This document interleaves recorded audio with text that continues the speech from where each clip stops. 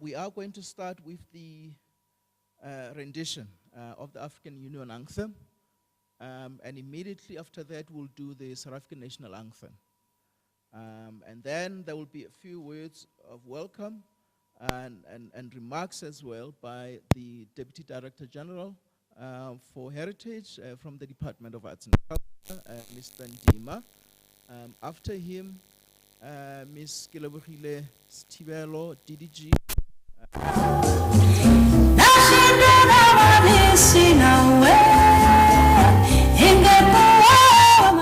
Is dialogue important in terms of our broader social cohesion and nation building agenda? Once she's done, I will then hand over to the moderator, Oscar Mohela Mutlou. She will be facilitating the discussion tonight, and she will introduce the panelists for us. And then the acting CEO will pass the vote of thanks once we are done with the panel discussion. It's meant to be interactive, so there's going to be discussion among the panelists, and then the moderator will open it to the floor as well for more input, for more engagement. So that's how we are going to run the program tonight. Shall we all rise for the singing of the African Union Anthem?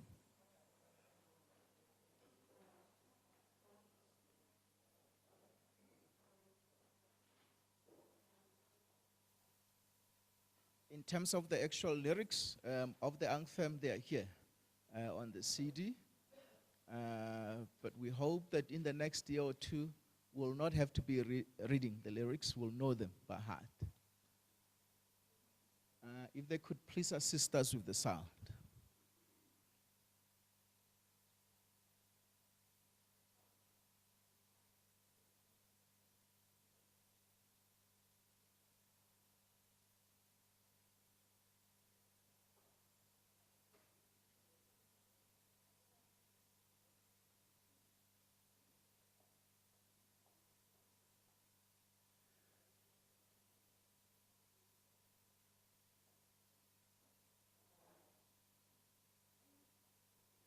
Okay, it looks like the sound is not ready for the AU anthem. We will do our anthem, South African National Anthem, and we'll sing it without the assistance of the sound. Let us all unite and celebrate together.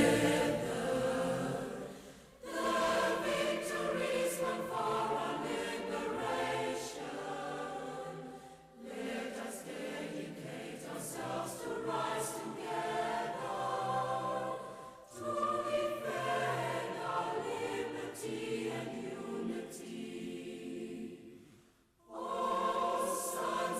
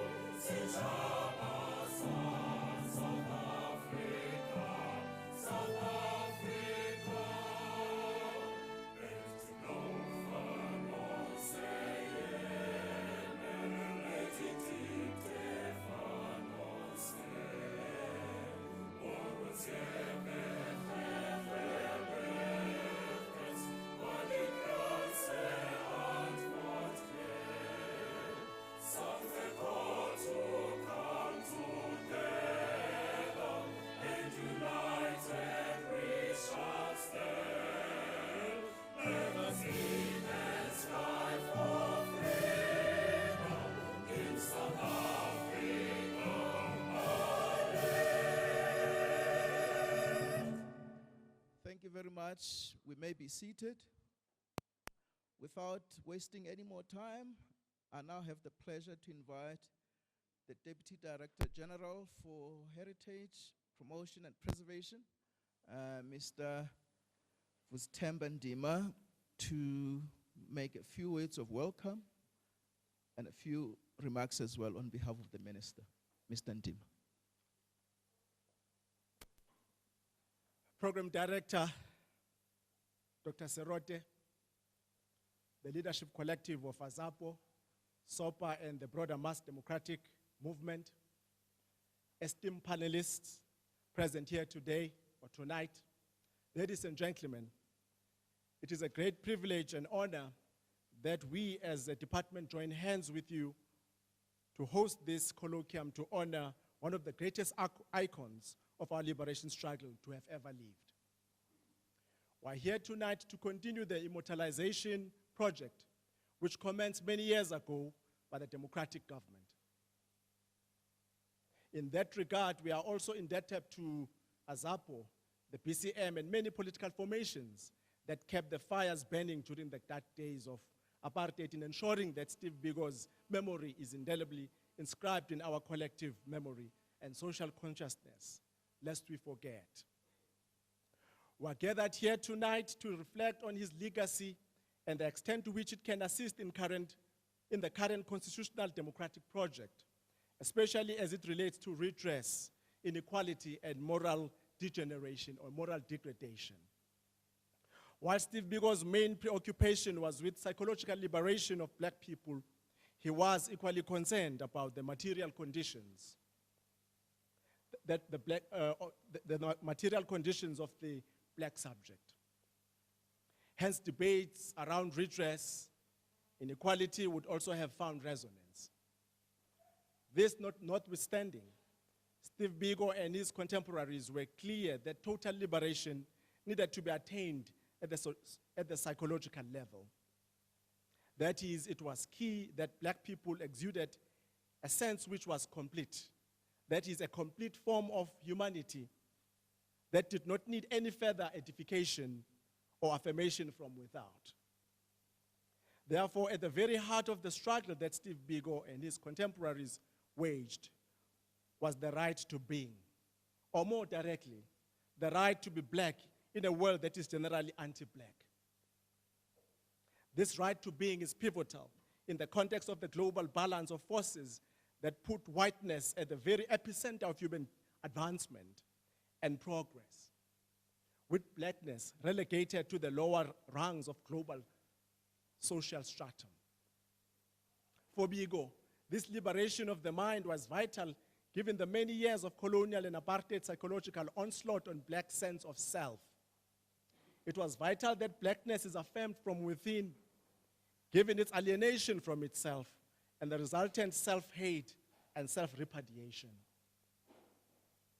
Black consciousness was to counter the notion that black existence was dependent on white trusteeship for solace and inspiration, and practically for its being. In other words, the philosophy was to propound the idea into the black psyche that blackness, as another form of human variety, was complete and did not need edification or affirmation from other human varieties, or more directly from whiteness. Thus, as Biko defined black consciousness, I quote, "Black consciousness is the realization by the black man of the need to rally together with his brothers around the cause of their oppression, the blackness of their skin, and to operate as a group in order to rid themselves of the shackles that bind them to perpetual servitude. It seeks to demonstrate the lie that black is an aberration from the normal, which is white. It is a manifestation of a new realization that by seeking to run away from themselves and to emulate the white man, blacks are insulting the intelligence of whoever created them black. Black consciousness therefore takes cognizance of the deliberateness of God's plan in creating black people black." End quote. Some who have little understanding about Biko and black consciousness charge that black consciousness is exclusionary and therefore antithetical to the broader goals of social cohesion and nation building. Put differently, they charge that black consciousness necessarily detracts from the goals of the National Development Plan and the type of society envisioned in the NDP that is non-racial. Of course, nothing could be further from the truth. Black consciousness was never anti-white or exclusionary. However, what black consciousness sought to do was to place black people at the very center of their own liberation project. This was important so as not to unwittingly perpetuate their psychological dependence on whiteness. Simply put, black consciousness was never anti-white, but rather pro-black, owing to socio-historical reasons. In fact, in defining blackness, Biko makes it clear that more than the pigmentation of the skin, being black is a reflection of a mental attitude, one state of mind and attitude. I'm deeply encouraged that we have an esteemed panel here tonight to decipher black consciousness for us and assist us further in how it could be employed in dealing with contemporary societal challenges.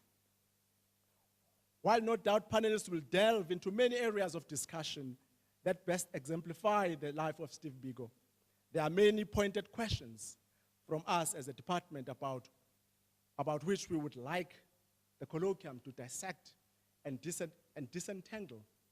And amongst others, these may include: how should black consciousness be understood in view of the current context wherein political liberation has been achieved?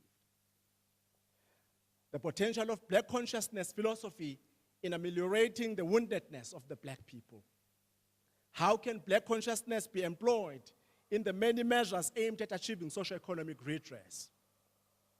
How can black consciousness be canvassed to assist in the bridging of socio-historical divisions, mainly between black and white? How should whiteness as a privileged subjectivity relate to black consciousness? In other words, what lesson can whiteness draw from black consciousness? As intimated earlier, and given your experience and knowledge of the subject matter, I'm sure there would be many other more insights you bring onto the table for discussion. I look forward to an intellectually stimulating and highly spirited engagement. On behalf of Minister of Arts and Culture, the Honorable Nathi Mthethwa, those were my few words of welcome.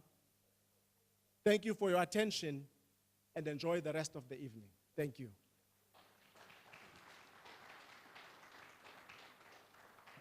Thank you very much, Mr. Ndim. You know, when I was born in Sekukuneland. In Sekukuneland, when you are in agreement with everything that the speaker has said, or you have absolutely no clue what to say or what contribution to make, you'll say, Kelakale. Okay, so thank you very much. That's what I was taught in Sekukuneland. Nature is calling on the other side. And it's ironic because this institution is also meant to be an epicenter of indigenous knowledge systems. Are there any IKAs specialists who can assist us in quietening down the bullfrog next door? Okay, thank you very much. I think without wasting any more time, I now have the pleasure to invite our Deputy Director General for Institutional Governance, Kilebogile Tibelo, to say a few words in explaining to us why we're here and why dialogue is important for the Department of Arts and Culture. Thank you very much, Dr. Serote, the Program Director, to the leadership of AZAPO, SOPA, and the broader mass democratic movement, our esteemed panelists who are sitting in front of us. Ladies and gentlemen, good evening. Thank you very much. We are at the place of healing, Freedom Park. So it's part of healing, Dr. Serote, don't worry. The nature, it's part of nature. So we need to have it. I think for us, as the Department of Arts and Culture, it is a great privilege and honor that we as a department join hands with all of you here sitting today so that we can host this colloquium so that we can honor a great icon of our liberation struggle, Stephen Bantu Biko.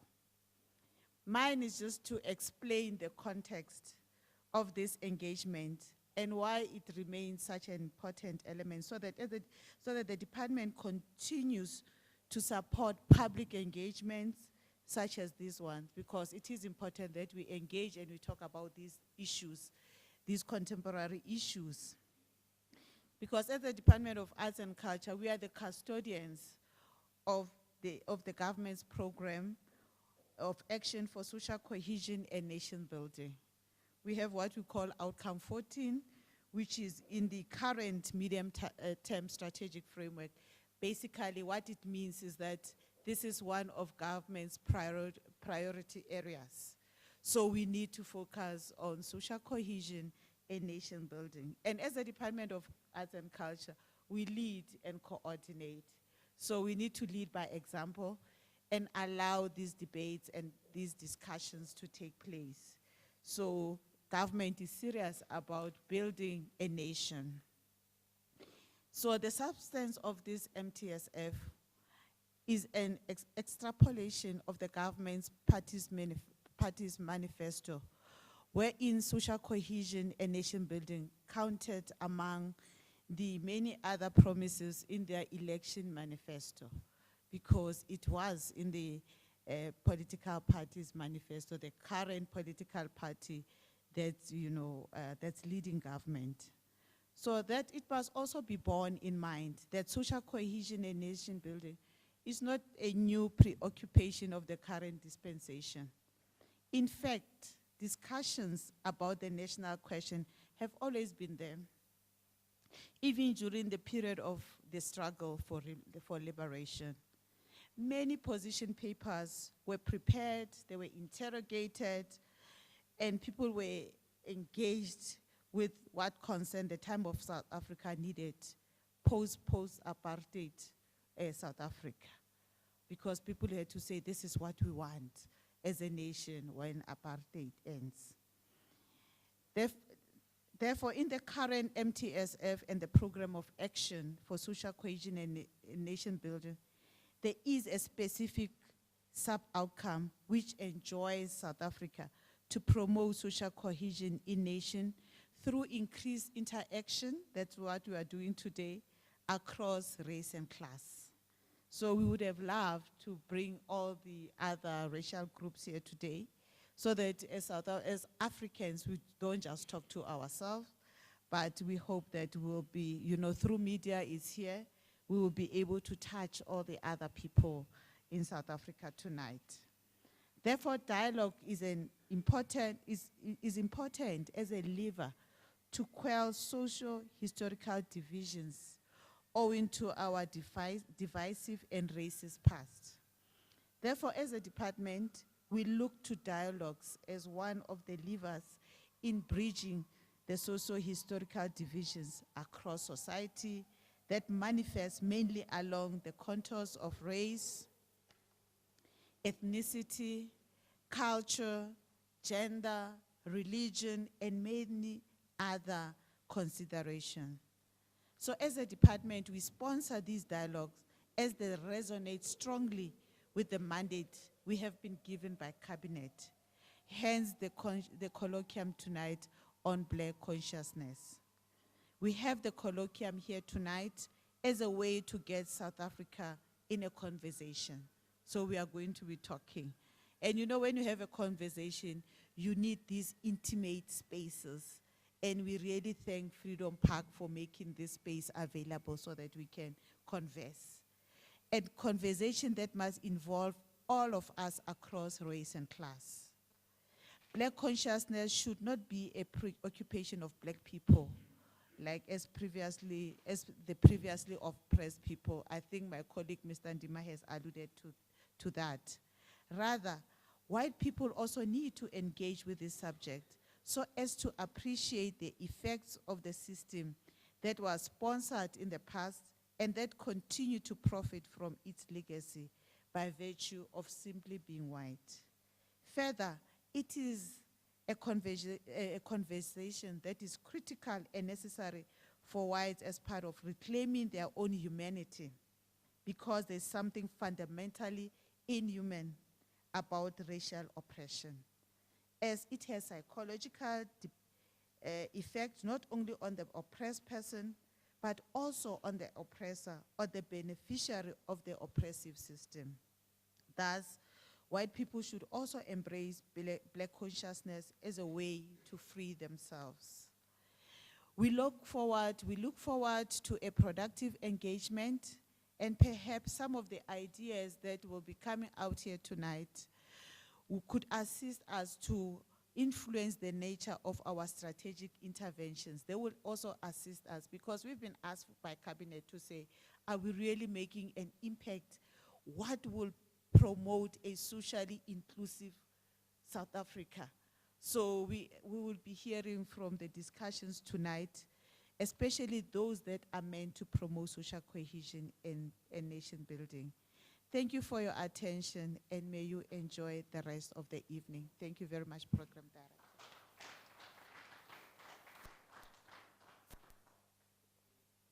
Director.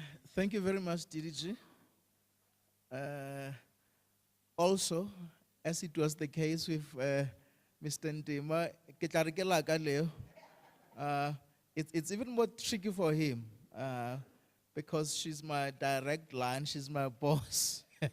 So I will even have to be more careful. Thank you very much for explaining the purpose of why we're here and why dialogue remains important in the context of the broader social cohesion and nation building program of action of government. Without much ado, we are now going to change gear. I think we're in gear number 2. We are going to 3 now, and gear number 3, on the driver is O.C. Kamohelo Mutlong. She's going to be facilitating the discussion. She will explain how it's going to happen and what amount of time we have between the panelists, and also the amount of time we have as the audience to engage with the panelists. So she will manage that, and I'll come back right at the very end to facilitate closure. Oscar Mohelo Mutlong, she's a member of the Azanian People's Organization, National Executive Committee member of AZAPO. She's particularly involved in gender and women affairs. She's also president of the Women's League, of the Women's Wing, okay, in AZAPO. Yes. No, there's no league, it's wing. Okay, that's, yeah, yeah. Okay. Yeah, I think I like the wing. I prefer the wing. Thank you very much, Oscar Mohel. It's now yours to manage. Thank you so much. Ladies and gentlemen, good evening, and thank you very much, Doctor. And maybe to start by saying we are grateful and thank you that the Department of Arts and Culture has made this possible, acknowledging all the officials from the Department of Arts and Culture and also the acting CEO for giving us space at this wonderful place called the Freedom Park. Freedom Park is very curiously situated, CEO. When we get to come to this place, we see a lot of buildings, lot of people, and then you come to this wonderful place that is remote, the Freedom Park, and it's like there's no other people outside. But yes, it is a wonderful place, and thank you very much. The DDG has already touched on the purpose of our dialogue today. We're here to celebrate the life of Stephen Bantu Biko.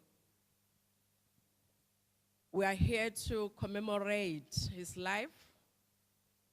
We are here to reflect on his life. This is something that AZAPO does on a yearly basis. Annually, we have a week that we block, we set aside. It is Biko BC week, and we remember Stephen Biko. We trace everywhere where he touched. And this year is a special year because we are having a program that we are rolling out as AZAPO, touching all places that he worked, where he studied, where he was arrested, all these places. So it is very lovely that the government, which is the DDG has said, the custodians of national heritage, it is really touching that finally, eventually, after many years, we are seated in this room to say that this is a national icon.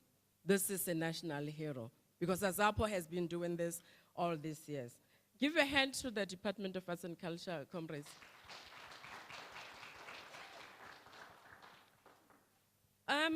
Biko was brutally murdered. When we talk about Biko, we are Biko, that's what we always say. When we talk about him, when we remember him, it becomes an emotional thing. It evokes within us very serious emotions. It's a painful experience as we speak Biko. He was brutally murdered by the apartheid government, kept naked and manacled for 20 days at the Woma police station before taken to the Sanlam building, the notorious Sanlam building in Port Elizabeth. Tortured, brutally beaten, and he sustained severe hemorrhage, brain hemorrhage. He was declared fit to travel, though, in that state by the racist Dr. Lang. He died in Pretoria at the now Hosimampuru prison on the 12th of September. Tomorrow we'll be marking his death. The apartheid government and its collaborators had to kill him.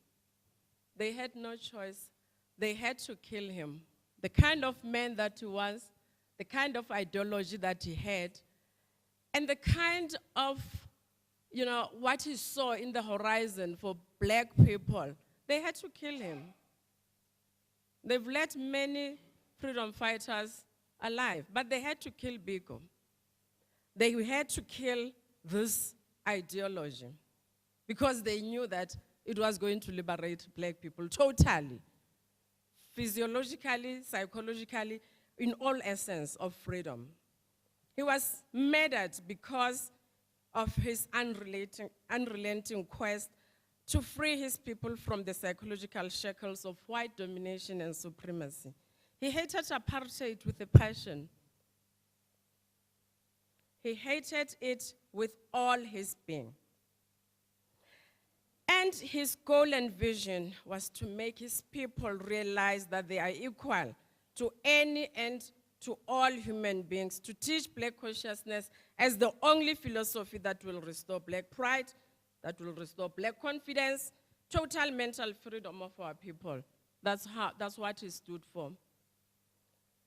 If you look at those times and that Biko had in his head to plant in all black people, there was no choice. He didn't have a chance in life with the brutal races of the years. Now, when we reflect today and the questions on our heads, I think our panelists are going to deal with that also. And when you look at what Biko as a person and as a black consciousness person, if he wasn't brutally killed, what would he be doing, or what would he be saying, looking at us as a black nation after all these years? We reflect on these questions in our heads. Biko, would you really be happy to see this country where women and children are still raped by black women and black children, raped by black men, murdered and abused in all sorts of gruesome ways of abuse. Remember, he was on Black Pride and Black Love. I don't think he would be very proud of what he's seeing in our nation, where black people are violent against each other, black on black violence. It is the order of the day. To an extent where black people are now eating, literally eating one another. We have cases of cannibalism cropping up and everywhere in our country. It is shocking. It is alarming. Now, where we have also a situation where there's this grotesque imbalance of socio-economic status of people in one country. It's like living in two countries, but you are in one country. Where we have hundreds extremely affluent people, and then we have millions extremely poor people. The socio-economic imbalances of our country. And these are now being seen not only between black and white, now we are seeing black on black. Those are the questions that are grappling in our minds as we remember Biko, to say what will he be saying with this status. Biko said in one of his books, I'll be very quick, the myth of integration as propounded under the banner of the liberal ideology must be cracked because it makes people believe that something is being achieved when in reality the artificially integrated circles are as soporific to the blacks while salving the consciences of the few guilt-stricken whites. We don't see the guilt-stricken whites anymore. Yes, they are. They will always be there. White monopoly, white racism, white supremacy is there. But now we're seeing a different kind of black elite who are now this that Biko saw. He was a visionary. He was one of his own. Biko also saw that blind integration will do. This is white man's integration, and integration based on exploitative values. I think he was talking about 1994 when he said this quote. When he said this, I'm quite sure, I wasn't there, I wasn't even born, but I'm quite sure when he said, this is white man's integration and integration based on exploitative values.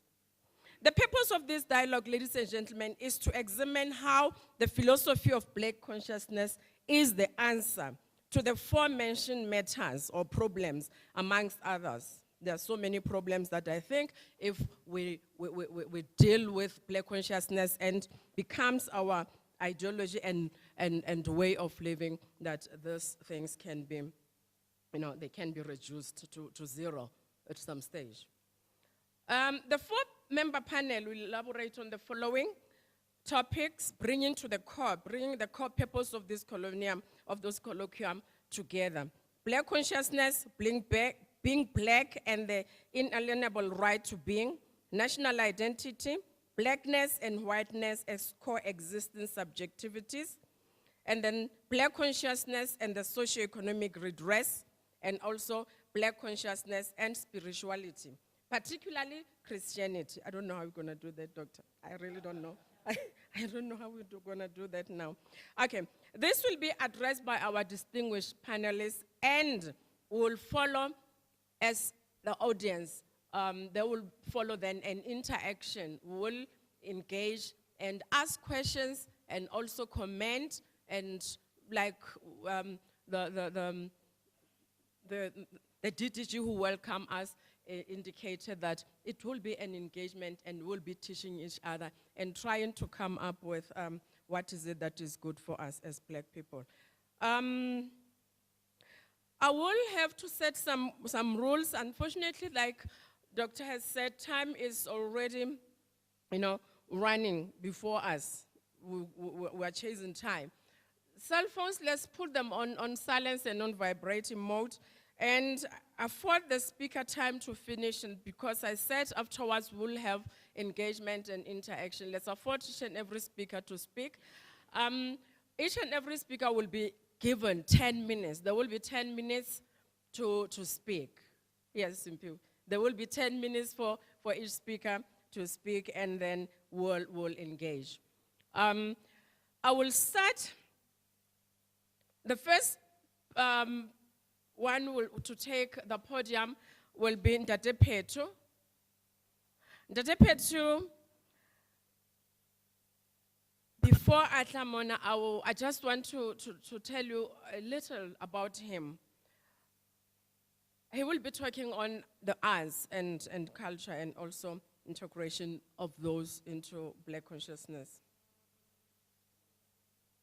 He's a musician and a music teacher, an activist also in the Black consciousness movement, and he was a political prisoner in 1975. He was a friend and spokesperson of the South African president at the time, Nelson Mandela. He participated in the Black consciousness movement since 1971.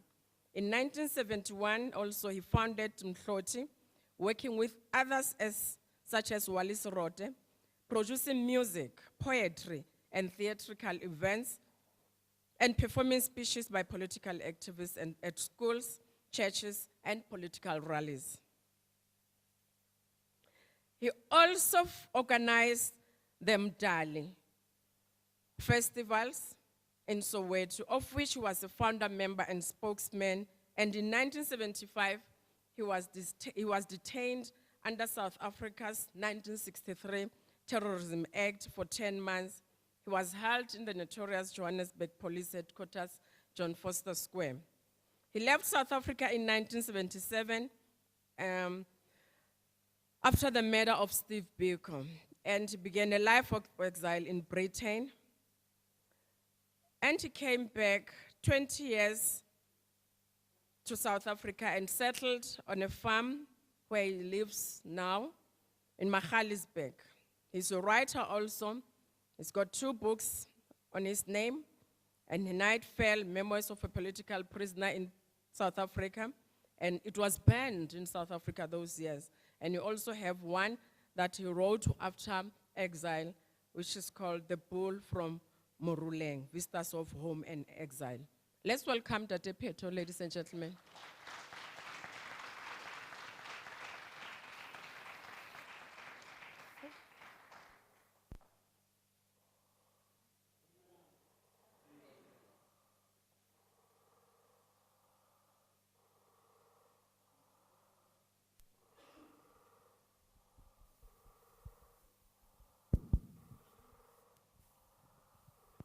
Dumelang.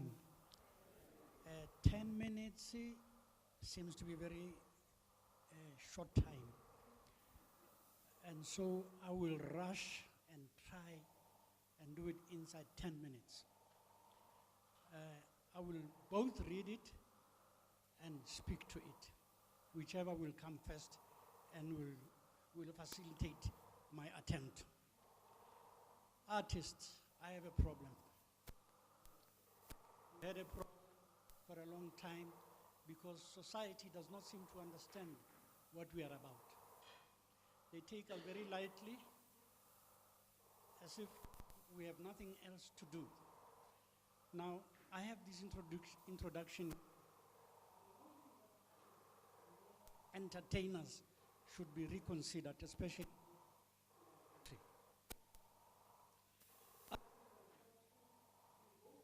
This consideration. It is the only way they will be taken seriously. Case with all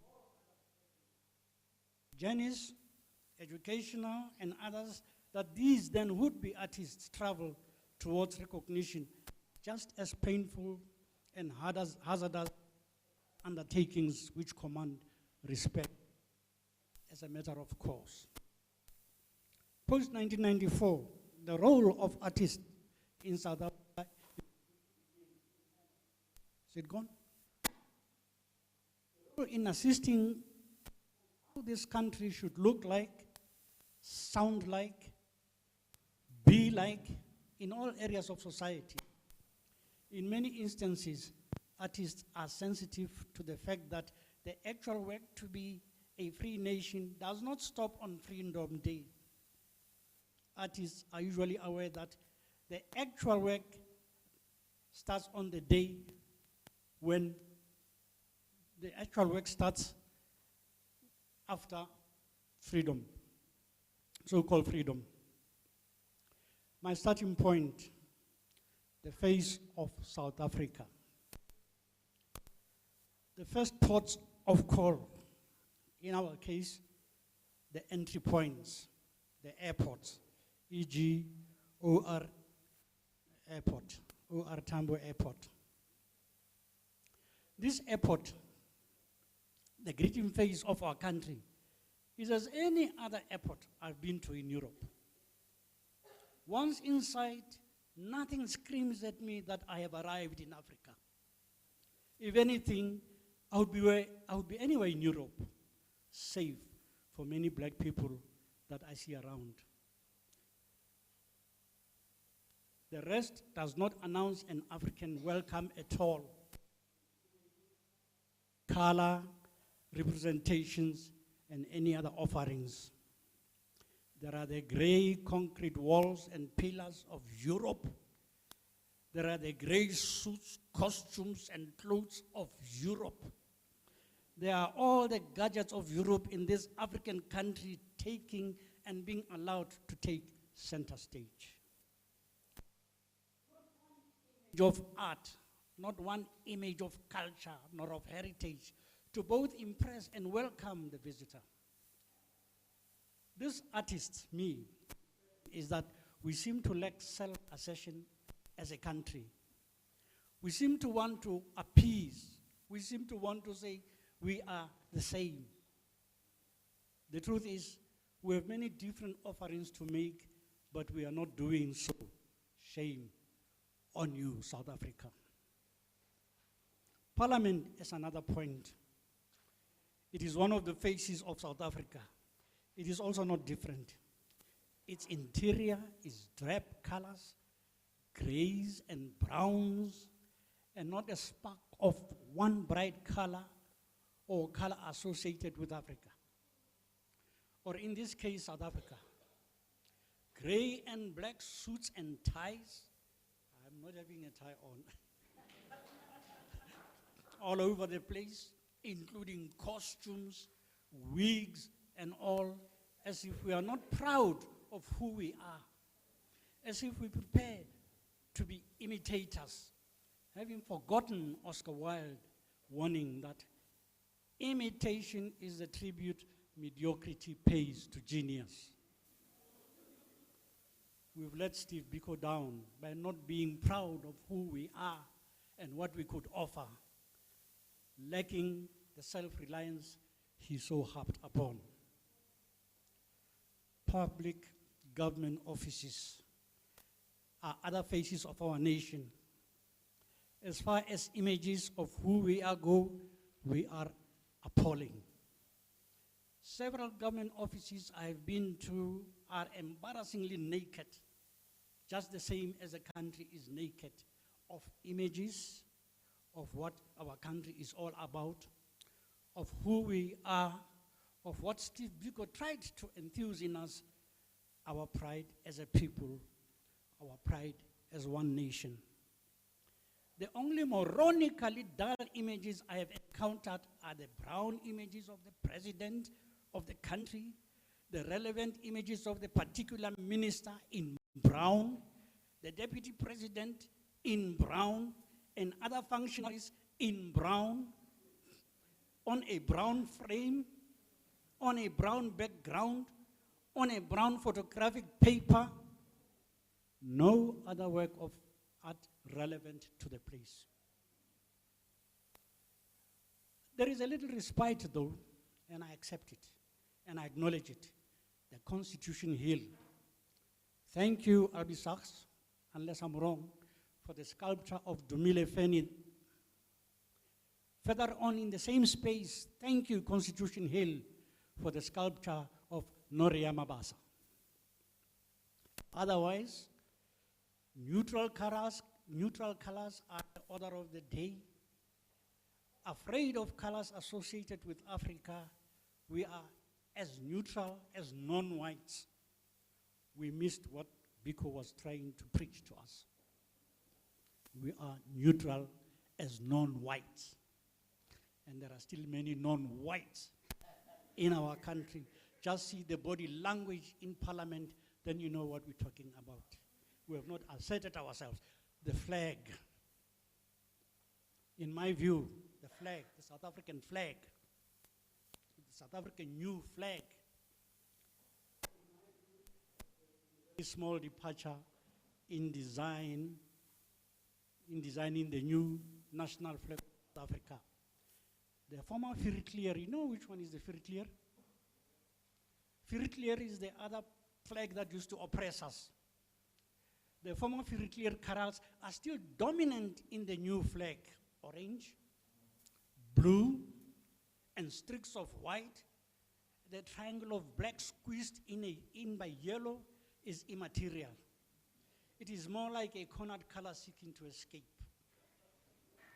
It seems as if we do not want to break the chains totally. A wish to linger on or along whom, I ask. The story about the flag from the little researches I made. A certain flag designer, white at the time, in Pretoria, was in Belgium, where there was a flag conference. He started doodling and came out with this flag that we have in this country. Sent it to his daughter, who approved. And in his notes, he says, in case it is needed one day. And then coming home, the flag was seen at Luthuli House, and then a comment was to be made on it, and then the person who was looking at it said it's fine, but gave it to another colleague. The colleague says, there's no black here in the color of this flag. And then the black was pushed in. Now, I don't know which of the two stories are true, but I researched to find out how we ended up with that kind of a flag. The story from my researches is, as I've just told you, but then that flag, also I hear, the final flag was sent to the first president of the country, who was in Bloemfontein at the time, to approve it. And it was approved. And voila, we have this flag. But this person feels that that flag has got problems.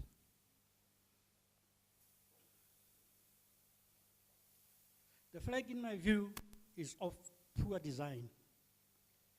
It encompasses no history in color of our struggle.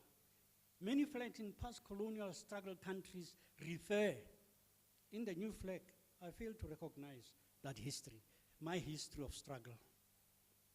I even wonder, there are almost 6 African countries with flags almost of similar design to ours. I always wonder whether could it be the same designer. I'm not sure about that one. And as this flag stands again, we have a problem. Perhaps if we had a national symbol in this flag, we might have been saved a bit. And I say, for instance, the Zimbabwean flag almost looks like ours. That triangle is there. But then they saved it with that Zimbabwe bird, if you know what I'm talking about.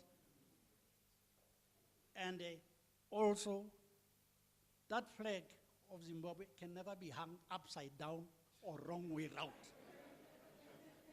Our flag can be hung upside down. It has been done so on several times. I have seen athletes, our athletes, after victory, running with the flag, and the flag is upside down. A police station in Ekurhuleni at one time hung the flag upside down. It was saved by a lady teacher across the street and said, that flag is upside down. I was at the hospital, at Dr. Dadu's hospital, and the flag fellows were hanging up, and I could see them from the window, and it was upside down. I was ill, I couldn't go and tell them that the flag is upside down. But when they came in, luckily they came to where I was sitting, I told them, that flag is upside down. They said, yeah, we're debating that. I said, it's upside down. They went back, put the flag the right way round. The lodges around the Mahali's back, pathetic. They just hang it upside down. Sometimes I wonder whether they are doing it purposely or not, because many of them have not accepted. National assets, names. Perhaps it's the pox on our faces, the pox on our faces we deserve. How do we name a national team Bafana Bafana? Okay, you love football, I love football. I used to play football. But it does not seem as if we were serious and recognized the importance of becoming free. And then a national team is called Bafana Bafana. There's no national cohesion there. There's a bit of a problem there, I think. But also the importance of the name Bafana Bafana does not seem to sit well to me. But not only that, then we go Banyana Banyana. Ma Krok Krok. Ma Gluk Gluk. And we play other teams with beautiful names, Indomitable Eagles. And those are not the names, not like, say, the national team, national football team of Nigeria. That is just an appreciative name, the Indomitable Eagles. Eagles because the eagle is an important bird in Nigeria. Bafana Bafana. Then we come to the Protea and the Springbok. We still use them today. I don't know whether any of you are aware that those symbols were used against some of us who were sports people those days, and we wanted to compete internationally, and we couldn't because we could not become Springboks or Proteas. And then today we are free Springboks, Proteas. The hurt is still there to some of us, but it's all honky-dory, it's fine. And then one poet wrote not long ago, Don Matera, and said, the Protea is not a flower. Check that poem yourselves. It's not me. Talking about Proteas and Springboks. I don't know whether you know the greatest sports person in this country ever. Grant Homo. Go and research. The anthem. I have a problem. There is a forthcoming book very soon called Surviving Apartheid by Thomas K. Ranuga. Please forgive me, writer, I don't know how to pronounce your name. Ranuga. Oh, Hanuka. It makes references to the anthem. And it's not the only one that makes references to the anthem. And this country, when we sing the anthem like we did just now, certain people sing certain parts, certain people sing certain parts, not all of it. Maybe there is protest there. For me, it's painful. I remember the anthem, the stem, used to be those anthems that used to oppress us painfully. And then today, really for me to sing, and I know what they meant in the stem, the words of the stem. I know what they are. Ons for Joe, Africa, South Africa, something like that. Ne? Ons for Joe, South Africa. Not us. And then today, really to stand and sing me, that anthem, I have a problem.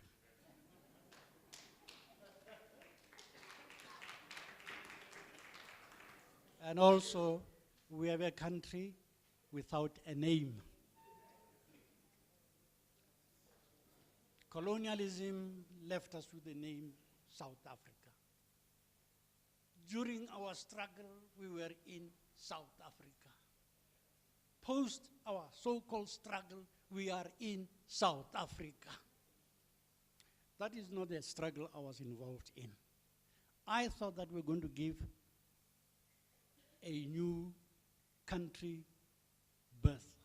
I thought we were going to give birth to a new country with a new name, something that brings us all together, something that is relevant, and something that tells us of our struggle. And the names can be there. They can be found if we just put our thoughts to it.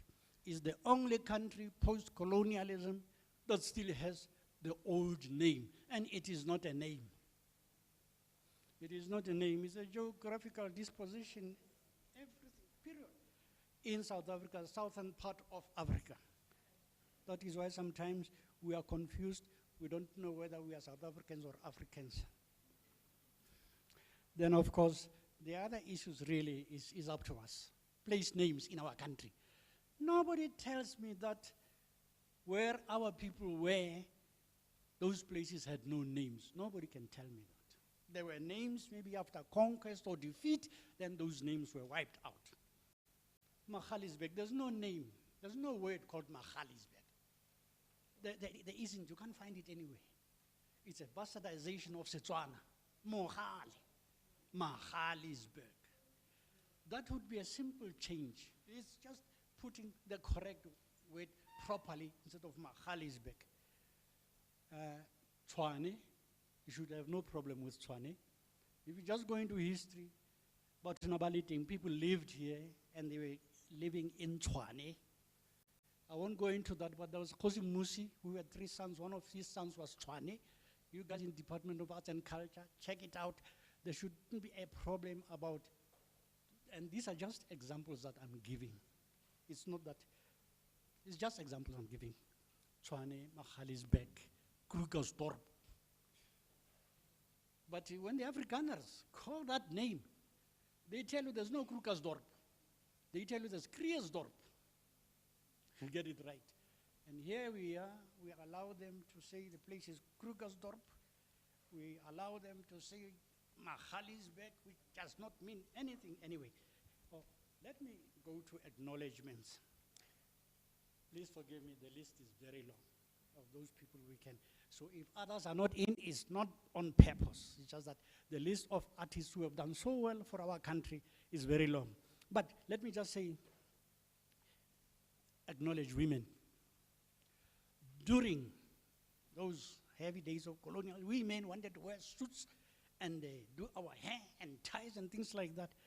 They remain with their michekas, muendas, mitoisi, seshweshwe, izikolo, the rest of it, despite the pressures that they had.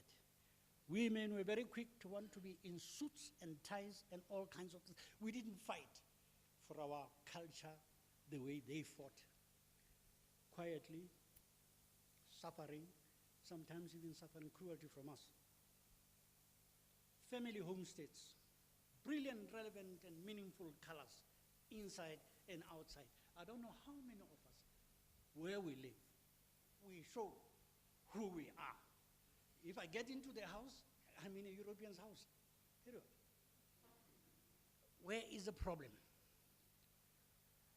And then other acknowledgements that I would like to bring up here, and the Department of Arts and Culture, please acknowledge these people. The Manhattan Brothers, Gerard Sikoto, Mangoba, somebody called Moll, they call him Mohlankana. His name is Mohlankana. The Germans could not say Mohlankana, they said Moll. Giants like Ezrom Lechaye. I don't see him anywhere in all the departments of arts and culture in this country.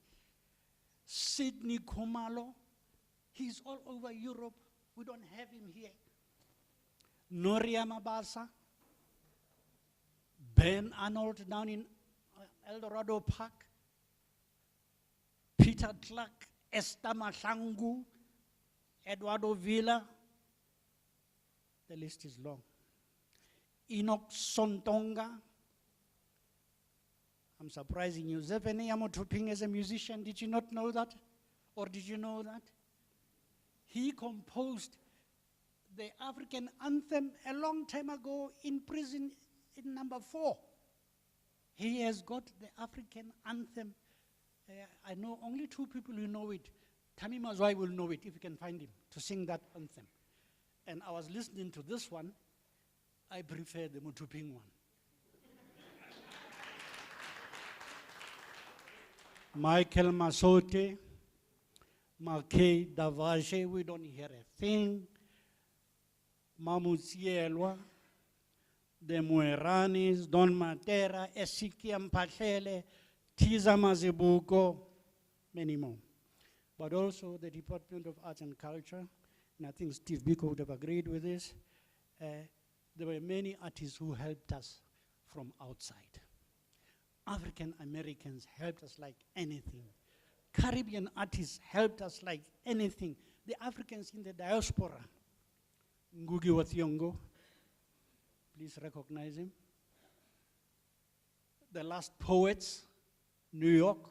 If Khosi Tsili was here, he'd tell you.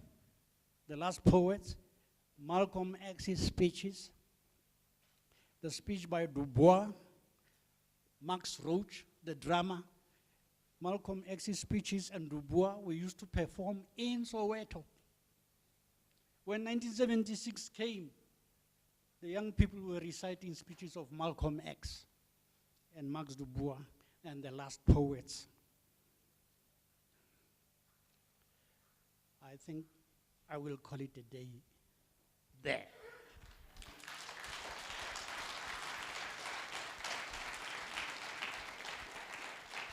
One. Dr. Peter, thank you very much. I wanted to ask him to call it a day long time ago, but I wouldn't do that.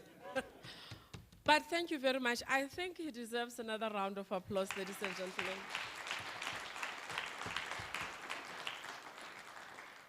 The arts and culture, the music, all these things, comrades in the Department of Arts and Culture, I think you're going to have some nice, right? Some pricking dreams as to what can be done. I think a lot can be done, and I don't think it is very difficult. What Mtete Petru talks about black artists and our black culture, it really shows black consciousness cuts very deep. If we don't celebrate ourselves, if we don't talk about our achievements, if we don't acknowledge, and showcase those things that are done by black people, then we'll continue having Magaliesburg and Krugersdorp. We were listening to Professor, Doctor or Professor, one of the two, Mulifi Asante Kete, saying that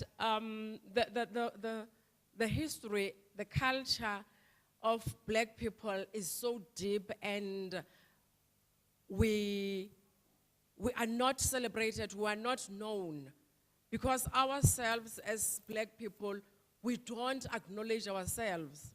We'll do great things, but we'll not even write about them. And people will write their stories and suppress our stories, and we will not be known.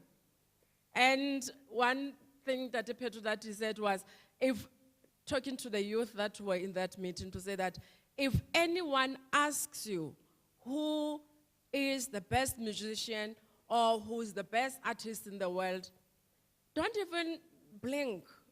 With a straight, give a straight look and say, okay, I'm not sure for now, but I think it is someone African. I will go and check. Don't even think of any white person who has done anything good. Think that everything and anything that is good has been started and done by black people.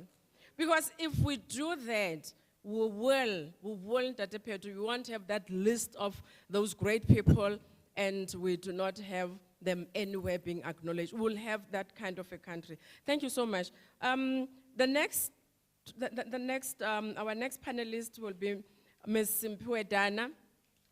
Ms. Simphiwe Dana is a singer, a songwriter, and a music producer. We know her. She made a major impact in South Africa with the release of Zandisile, we don't forget that song. And for us in Azapo, Bantu Biko Street will always be our favorite of your songs. We love your songs. She has made a major impact around the country and also abroad. She has been linked to singers such as Miriam Makeba and Dorothy Masuka. She sings an artful musical form that blends traditional African music with contemporary soul and hence shows hints of gospel and blues. She has maintained a strong presence with consistent radio, play and live appearance at key national events and festivals such as Arts Alive, the Cape Town International Jazz Festival, and the Standard Bank Joy of Jazz. She's also active in the world music scene in Europe. She's also a gender activist. Ladies and gentlemen, welcome Ms. Simphiwe Dana.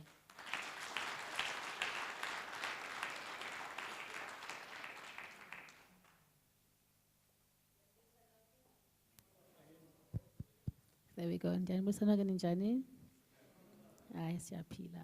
very honored to be here with you today. Program Director, thank you for inviting me. And also, Ms. Matlo, thank you for having me here. What I wanted to touch on was not really mentioned in the beginning, but what I want to talk about is, as a gender activist, as was previously mentioned, is that I want to ask a question about, is there room for gender consciousness in Biko's black consciousness? The big elephant in the room of BC political ideology is the invisibility of women in politics, and placing it in a certain context, obviously, that it was those times, and then looking to see if Biko would still render women invisible in his ideology if he were alive today. With the increase in instances of gender-based violence and the alarming increase in the brutality of the violence, it is perhaps time for us to interrogate the intersectionality or lack of gender and race in black consciousness. I once had a conversation with a staunch BC advocate some decade ago. I asked why gender hierarchies and biases aren't addressed by black consciousness.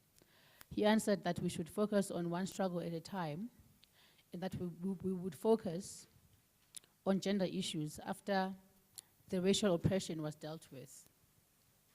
I wondered to myself how he thought it was possible to fight one oppression while turning a blind eye to another. I also wondered why he thought that women will decide when to create agency around their issues based on how men feel about it. Imagine if we had to wait for permission from white people to pick up arms and fight for racial emancipation. There's a lot of patronage involved in coming to such a conclusion. Uttama Sankara says that the revolution and women's liberation go together. We do not talk of women's emancipation as an act of charity or out of a surge of human compassion. It is a basic necessity for the revolution to triumph.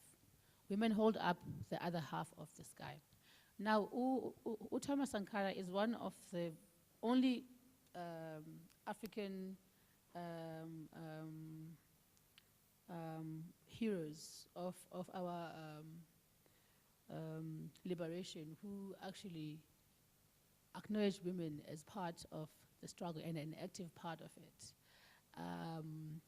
If I were to quote a few, and I love Steve Biko, right? We are just trying to look for ways forward. So if I were to quote Steve Biko a few times when he speaks about black consciousness, he says here, I must emphasize the cultural depth of black consciousness, the recognition of the death of white invincibility forces black to ask the question, who am I? And the fundamental answer we give is that people are people. Therefore, if people are people, this is me now saying, if people are people, then women are people too, right? But Biko hardly ever references women in his conversations and interviews. He says, for instance, the black man has become a shell, a shadow of man, completely defeated, drowning in his own misery, a slave, an ox bearing the yoke of oppression with sheepish timidity. And then when he describes black consciousness, he says, black consciousness is an attitude of the mind and a way of life, the most positive call to emanate from the black world for a long time. Its essence is the realization by the black man of the need to rally together with his brothers around the cause of their oppression, the blackness of their skin, and to operate as a group to rid themselves of the shackles that bind them to perpetual servitude. And he continues after that. And then there's a lady who questions then, because gender bias, and this is her question. Her name is Shannon Moreira. She says, in what ways does it matter for us as Southern Africans today that Biko largely silenced women in his writing, and that the black consciousness movement, which relied on women in its ranks, presented its ideology in largely patriarchal terms? How, as young Africans, do we deal with the gendered legacies of the past and the gendered realities of the present? As the 1970s unfolded, black consciousness conflicts with the state intensified and gender roles reasserted themselves. Men emerged as the spokespeople of the entire community, the imagined vanguard who invoked the future existence of the black nation by struggling and focusing on its behalf, while women were supposed to witness male suffering and deny their own. So I went online to just check, what other descriptions are there of black consciousness. So South African History Online further expands on BC, and it says, BC seeks to infuse the black community with a newfound pride in themselves, their efforts, their value systems, their culture, their religion, and their outlook to life. So now, and then it continues and says that liberation, therefore, is of paramount importance in the concept of black consciousness, for we cannot be conscious of ourselves and yet remain in bondage. We want to attain the envisioned self, which is a free self. Now, my question is, what is a free self for the black woman, and in particular the African woman, given that our pre-colonial value systems, which give rise to our cultural norms, are out of sync with our current contemporary and sometimes cosmopolitan way of life? Pre-colonial value systems and their culture were largely based on societal conditions of the time. Even within those value systems, the patriarchal norms did not serve all equally. That's now in pre-colonial times. The highest value placed on women was that of childbearing and rearing, and project managing the household. Many will argue this point, but I find that the arguments are more self-serving than based on the realities faced by women in pre-colonial South Africa and present-day South Africa, and tend to silence women's voices. There is this notion that hierarchies shouldn't exist within a racial context, but hierarchies are abound in gender relations in South Africa, and why is this acceptable? The one mention of women by Biko that I can remember off my head is when he berates women for being Europeanized in how they wear their hair and bleach their skins. And for me, it's a very superficial critique of women's bodies. And I say critique of women's bodies because he chose women's bodies as a focal point of his critique, as if there isn't more to women than just their physical appearance or presence. So with gender tensions the way they are in the country, it is apparent that women are no longer willing to serve in roles that our patriarchal society rather demarcates for them. It is also apparent that gender roles have significantly shifted in the last 400 years. And I'd like us to discuss, because I think that this is the biggest elephant in the room when it comes to BC politics. Where are women located within BC politics? Thank you very much.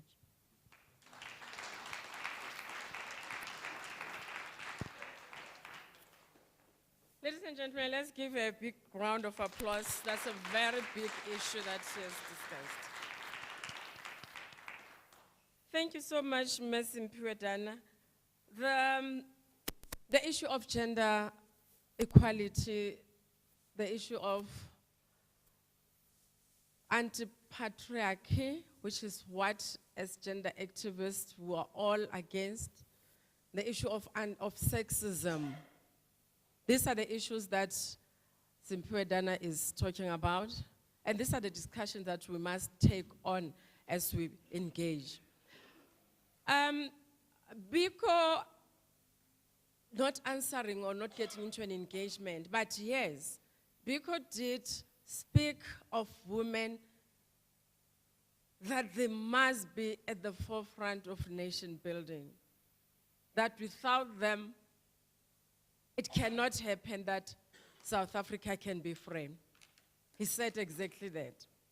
So as we engage and check how Black consciousness can penetrate the gender inequality in our country, let us also ask questions as to how can we, through the Black consciousness ideology, change and transform these atrocities that are thrown and hurled at women on a daily basis in our country.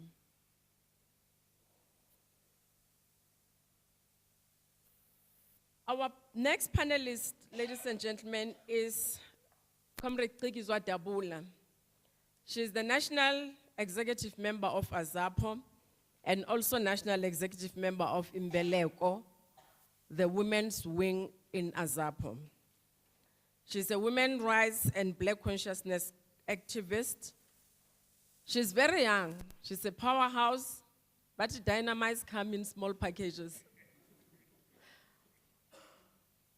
Yes, she's very young and we are very proud of her. Cikizwa, we'll listen to you. Yes, I want you to come here.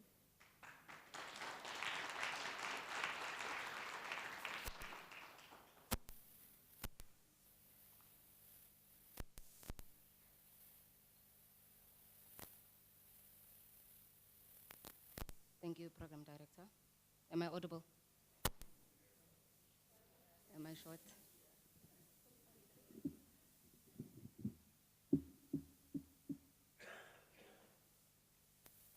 Thank you.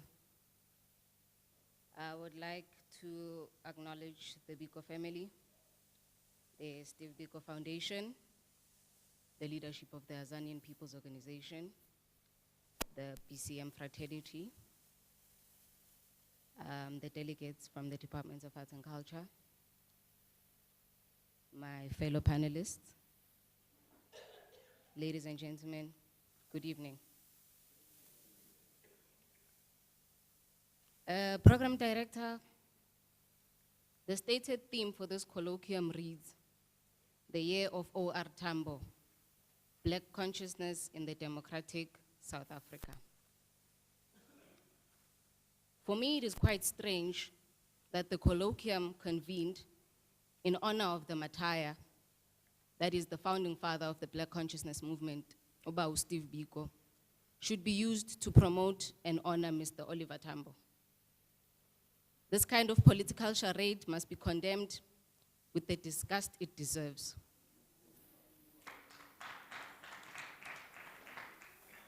The ANC-led government has deliberately failed to recognize martyrs and heroes of the liberation struggle outside of the ANC. Upon recognizing this failure, they hopelessly attempt to appropriate the legacies of these martyrs, and as such, they de-radicalize and rainbowize them.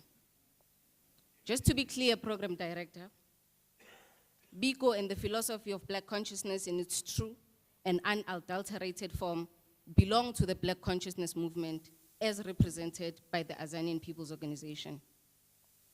This is a fact. And every attempt to divorce Biko from his movement ends with a sad glorification of the status quo and politics of gradualism. Gradually, this will happen. Gradually, that will happen. But at all costs, do not disturb the status quo. Be that as it may, we will address the topic as stated. Biko and the Black consciousness stand at odds with the democratic South Africa, and more so with the vision of O.R. Tambo and that of the ANC. The vision that seeks to integrate itself to a Western Eurocentric system whose aim is to perpetuate and oppress the struggle against our Black people. Biko and the Black consciousness do not and have never subscribed to the ANC politics of gradualism and liberalism.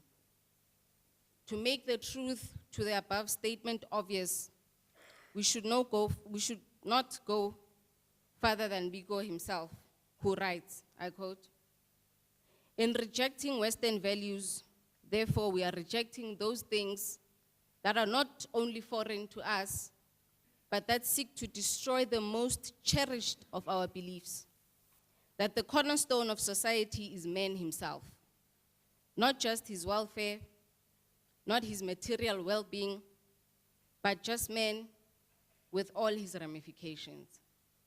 Close quote. Without a doubt, Biko reveals to us that the Black consciousness philosophy he lived and died for stands diametrically opposed to the ANC's vision of a democratic South Africa as is currently and as it could be ideologically. If this were not true, the ANC-led government would make it its uncompromising mission to return the land back to its rightful owners, to restore the dignity of our poor, marginalized Black people by, among others, creating an African-centered education system to bring to life African knowledge and value systems, and to unapologetically fight racism and patriarchy. Black consciousness, in its truest form, seeks to achieve total liberation for Black people. Simply put, it is the uprooting of the Black man from a tomb of hopelessness and spiritual castration to infuse life into the empty souls of our Black people and bring the Black man to himself is what the Black consciousness stands for.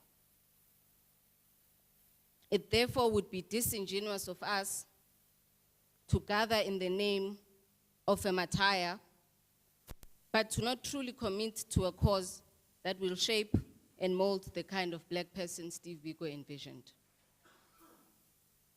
Program Director, we cannot allow ourselves to romanticize Biko and present him as a democratic figure. Biko died for an idea. He was under no illusions. He was ready and he was prepared to die. Let us not forget that Biko's death has and continues to shape the political consciousness of our country.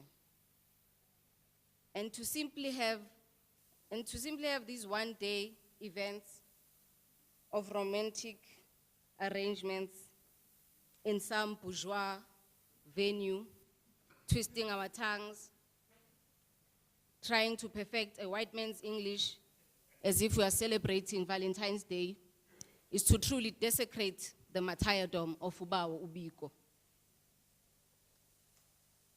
Let me remind you that on this day, 40 years ago, Biko's naked, bruised, and almost lifeless body was chained onto the back of a Land Rover, all the way from PE.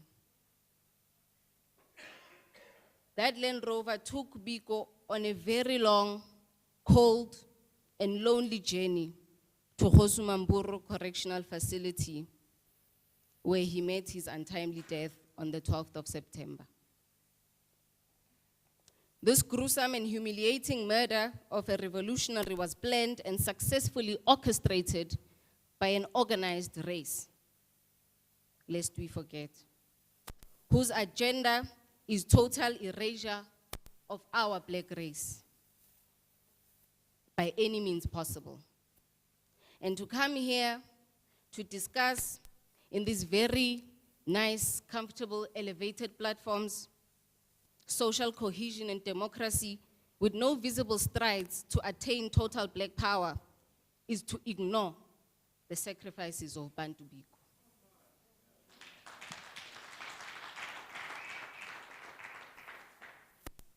Our inability to fully recognize and appreciate the sacrifices of our martyrs for our liberation allows us to watch in silence while racist capitalists do what they are notorious for, sucking the life out of Black bodies. Just recently, the First National Bank, a white-owned bank, fired 4 black brothers, namely Sipesihle Jele, Simon Masimula, Sipho, and Xolani Nkosi. It is reported that the FNB has been monitoring their business emails and WhatsApp group conversations for several months last year. They were believed to be engaging in what is characterized as political talk, using insulting language, which include remarks relating to the wife of the DA leader, Mmusi Maimane. You see, when you attempt to disturb the white man's peace, you are dealt with in a very organized systemic fashion. These people know how to organize themselves in sucking the life out of blacks, and they also know, with incredible experience, how to stand in solidarity with their own. This is just but one example of white dominance post the glorified 1994 democratic elections. If we have not learned a thing from the white racist capitalist, we need to start learning now how to organize. We need to learn how to organize for black power and not use the mainstream political approach that has declared our people dependent zombies who do not know how to respond to anti-black attacks as they present themselves today. These anti-black attacks come in a white form, but they also come in a black face. In the face of the former Deputy Minister of Higher Education and Training, Mduduzi Manana. The anti-black violence comes in the form of unruly white thugs attacking Mrs. Sono at KFC. The black power we sought should, from a financially organized position, be able to take the cases of fellow black brothers and sisters, just like the AfriForum does for its people. It is this type of unapologetic black power that the ANC-led government is afraid to advocate for, because it will have to speak to the people they report to. This type of black power will force the looters of state funds, the abusers of women, to come face to face with white capitalists who put food in their stomachs. And we know that they are not ready to do that. If they were prepared to do this, we would have people rotting in jail for the Marikana massacre. If they were ready to do that, President Jacob Zuma would have faced prosecution and subsequent sentencing for grossly violating Usiskwezi. The erasure of black consciousness and Biko in the political landscape would be an unforgivable crime. It is for this reason that in my personal capacity, I accepted and honored the invite to protect and defend the martyrdom of Ubao Ubiko from the neoliberalism nyaupe of social cohesion. We are here to guard Biko from further attempts to denigrate his legacy. If you will remember, on the 21st of March 2017, a day historically dedicated to commemorating the Sharpeville massacre, the PAC, and by extension, Ubao Mangaliso Sobukwe, the ANC-led government violated holy ground to disturb the peace of a sleeping giant. They desecrated on Biko's gravesite, a national heritage site as declared by the National Heritage Resource Agency. So pardon me, Program Director, for doubting that this event is truly dedicated to the martyrdom of Biko. Because it is because the ANC has historically displayed a clear agenda to erase our martyrs from history.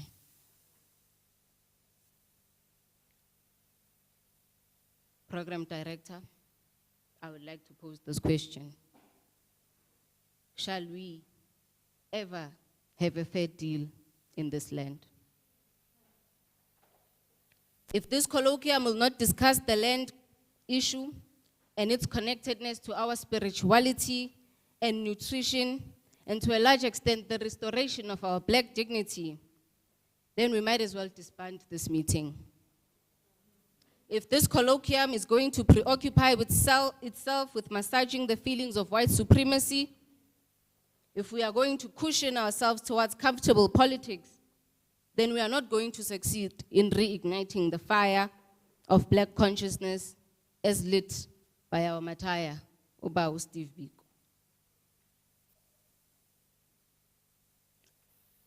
Racial groups outside of Africa have and still continue to organize themselves against us. The Chinese, the Arabs, and the Europeans continue to dominate black people. And this they collectively do on one common ground, the color of our skin. So if today we are not going to collectively organize ourselves as a people, as a black people, kungcono siyivale le nhlangano. Program Director, I thank you.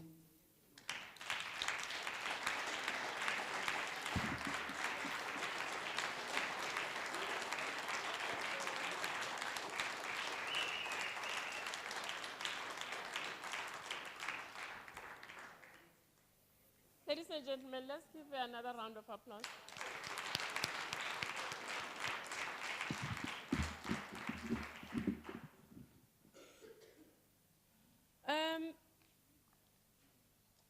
Rikizwa talked of many things. In a few minutes, you're going to get to engage with the panel. I'm just worried I'm dizzy now. Maybe it's this nyaope that we're talking about. Right, Rikizwa. Right. Comrade Rikizwa has really given you what black consciousness is all about. That's how Biko talked. When we talked about, or when we spoke to the inequalities that were facing our country and the enemy that was joining, killing, murdering, twisting the psychology of our people. That's the language he used. He was never apologetic in terms of addressing what is true, what is real, what is supposed to happen to us as black people. So, ladies and gentlemen, this is how we're going to do this. We are going to take hands. People can ask questions, people can comment, and we don't have much time, but can we please limit ourselves to one question per person? Don't make a question and a comment. I'll try. I'm looking at this side to the boss, Urna. If he's still looking at his things, then we're fine. Now, we will have questions. I'll take the first round of questions and comments. Okay, let's do this. Let's take that part, this part. I can see Ngobeni, you'll be number 1. The young man in front, number 2. I see you, comrade, with the spectacles, number 3. And this very, very young tower behind, that will be number 4. And I see, why are so many hands up? Okay, I've taken 4. Let me limit it to 4. Ngobeni, the tower in front, Comrade Lapo, and this little tower here. 4 people. And can I ask the panelists to take notes and really to try and remember also? I'll assist, but do try to remember the questions and how you'll respond. Thank you, Program Director. Good evening, everyone. Mine, it's not too difficult. It's to Sestikizwa, but also to Miss Dana. But maybe just before I do that, to take this opportunity really, that the DAC for the first time finally recognized Biko. I think Steve Biko is a figure that they couldn't ignore forever. That we really appreciate. Sestikizwa, one, the legacy of Steve Biko coming from Azapo what is it that you guys are doing, to live up to that legacy? Secondly, maybe to all of you, especially to our Simpiwe, why do you think, in your view, Nelson Mandela and others were taken to jail and Biko was murdered? Why wasn't Biko taken to Robben Island like others, in your view? Thank you. Okay, number 2. Good evening, ladies and gentlemen. My name is Pilasande Senzeko, and I would like to make a comment. Firstly, to say I commend Sis Zikiswa for unapologetically speaking up, because technically speaking, black people cannot be racist. Speaking directly to this white supremacy and calling it what it is truly a really nice and refreshing thing to hear from another young black person. So I'd like to commend her for that, and also to say that black people cannot be racist, since we are not in a position to be racist in the first place. We do not have the power to be racist. And then number 2, I would like to say that black consciousness as a movement was a movement that ceased to celebrate women. So in all honesty, blackness is femininity, because without females or without women, there is no blackness. So it is not, when we say black consciousness, it is not secluded, it is not saying that we are looking at one oppression to say, okay, let's look at black people first and then we will deal with the male-female inequality later. It's to say that black consciousness is directly attacking all inequalities, particularly for black women, because black women are the most marginalized people all over the world and their African diaspora. Thank you.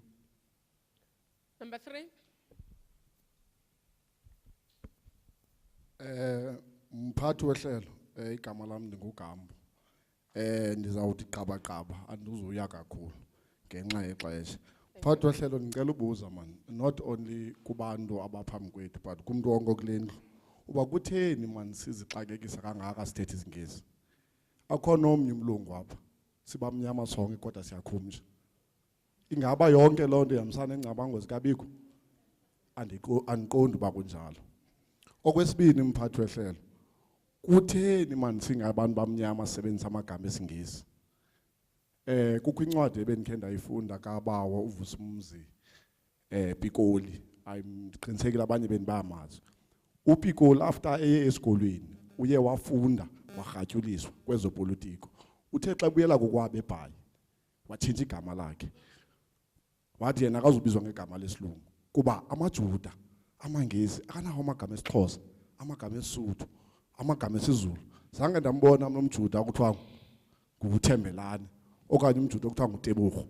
Kutheni sisagxila kwizinto zabantu abamhlophe? Maybe okugqibela ndinesicelo Mzontsundu, isicelo sami sinye ukuba makhe siye kuthetha kakhulu ngale black consciousness, makhe siyiphileni abantwana bethu basibone, singamane sibiza izintlanganiso sixoxe sodwa. Ndivuye kakhulu umphathi wehlelo xa ndibona la magatyana abafana, ayingobafana abangamadoda kuthi, kuba into abeyenzile abafana kaloku bayadlala bona ngathi babe lapha kunathi. Into eqinisekileyo ukuba badala abantu, funeka sibakhulise bakwazi uthatha elizwe lethu balise phambili. Ndiyabulela.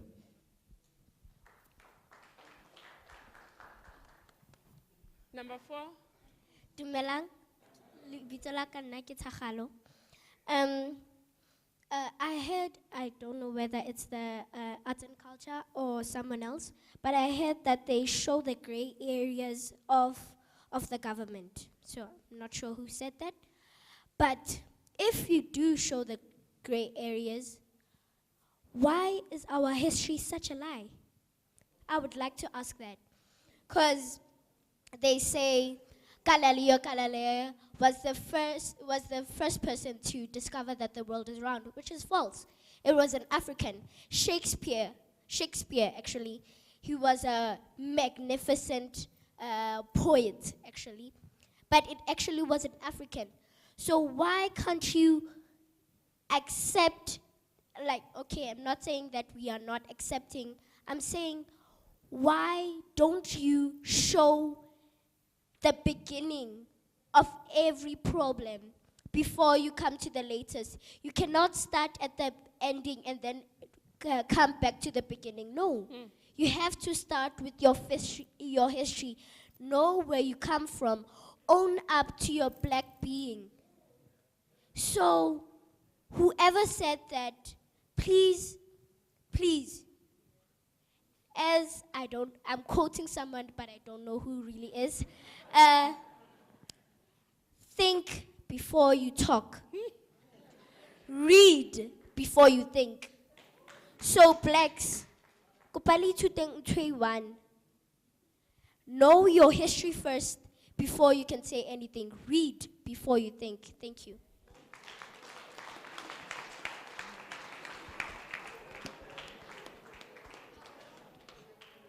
Okay, now is the time. Remember, I had someone asking or commenting to say that some of the questions, yes, we're saying we're having a panel, but remember we said it's also a dialogue. So a dialogue, we don't only confine it to our panelists.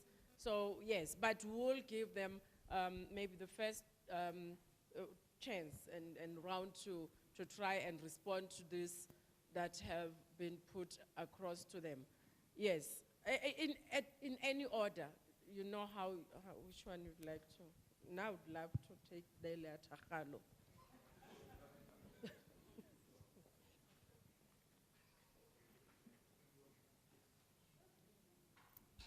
Okay, maybe to remind you want me to remind you of the questions? I have the first question, the legacy of Stephen Biko, coming from Azapo, how do you live it? It was directed to Trikizwa, so Trikizwa should take that one. And then Simpiwe, yours, it was also directed to you. Why do you think Biko was murdered and Mandela was not? Yes, I think so. Yeah. I'll assist you in reminding you this question. Yes. Okay. Am I audible? Yes. I always have to check. Thank you, Program Director. Perhaps just before answering the question, Amgelani, I think it is important to remind the House that we cannot move at a pace that doesn't seek to rock the boat. So as we take Biko, see Azapo 40 years later, myself and other young women especially hold meetings of this nature to teach the black communities what Biko taught then, among others, to be self-reliant. Let us not forget that Biko was a young man, and by age 25, he had established a philosophy resonant with black people across the country, even across the globe. He established the Zimele Trust Fund. He was active in black community projects, some of which we undertake today to teach our black people ukuthi bazimele, to not depend on the system, to not depend on anyone else, especially for women in an era where patriarchy is so prevalent that it makes them dependent on men. So Azapo, through Imbelego, engages in these social activities to teach women how to sew, to teach women how to address and relate to the issues in a practical manner as they represent themselves. And this cannot be more true than the recent event of a mother who stabbed the rapist of her daughter. This type of act can be spoken against by white supremacists wherever. But now I personally encourage it. Women must stand and defend their families. Women must stand and defend their children. You cannot speak of liberation and alienate the black family. Women are the leaders of black families is Simphiwe Dana. And that is why you cannot locate women outside the black men, because we are intertwined towards attaining liberation, towards restoring the black family structure. So if you want to locate women through a Western Eurocentric political lens, then we are going to mislead black women, because then we will want to separate ourselves from ourselves. And I think it is important that as we locate them,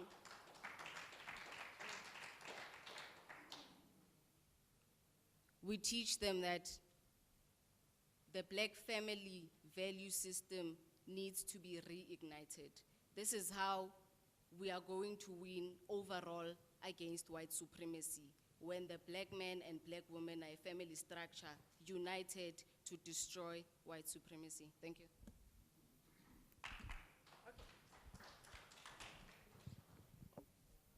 Okay, thank you. So I was asked why Biko was murdered and not Abu Mandela and the ilk of the ANC. I think we all know why. Biko was more concerned with the health of the mind. Biko was more concerned with self-love, which is a much more powerful thing than just giving someone money. So it's possible that the ideologies were different to a point where you could give, let's say like the ANC, the keys to the kingdom, but they would not be able to bring everyone with them because they did not deal with the health of the mind. So Biko was more concerned with the emotional health of the black body, which is why he even says that we have to first infuse the empty husk of the black person with self-love, dignity, and all of these good things that would make them feel whole, basically infuse them back with their humanity that they had lost. And perhaps if we had taught those ideologies when we got into 1994, we would have a very different country today that is morally sound, that is grounded in understanding how we have to humanize ourselves first before we can even know what to do with the land under our feet. And therefore, I do understand the importance of Biko, which is why I even wrote a song about him. But it still does not take away my questions that I raised. And I hear Kliuza saying that, we are all part of this blackness. Yes, we are black, but as black women, and someone else said that here, we're the most oppressed in societies anywhere in the world. So if we cannot acknowledge, our differences even within blackness, so that we can break down how we oppress each other, then I'm afraid that the violence that we see is only just the tip of the iceberg. And I worry when we ask ourselves, make our issues invisible, as if they are not starkly different from just under the umbrella of blackness as a whole. Because black women are the most oppressed, and this is a fact. And when we speak of blackness, we actually don't necessarily speak of black women, which is why even the pronouns we use, the nouns we use, we focus on men, black men, because for us, emancipation means we free the black man first, and that should not be the case. Thank you.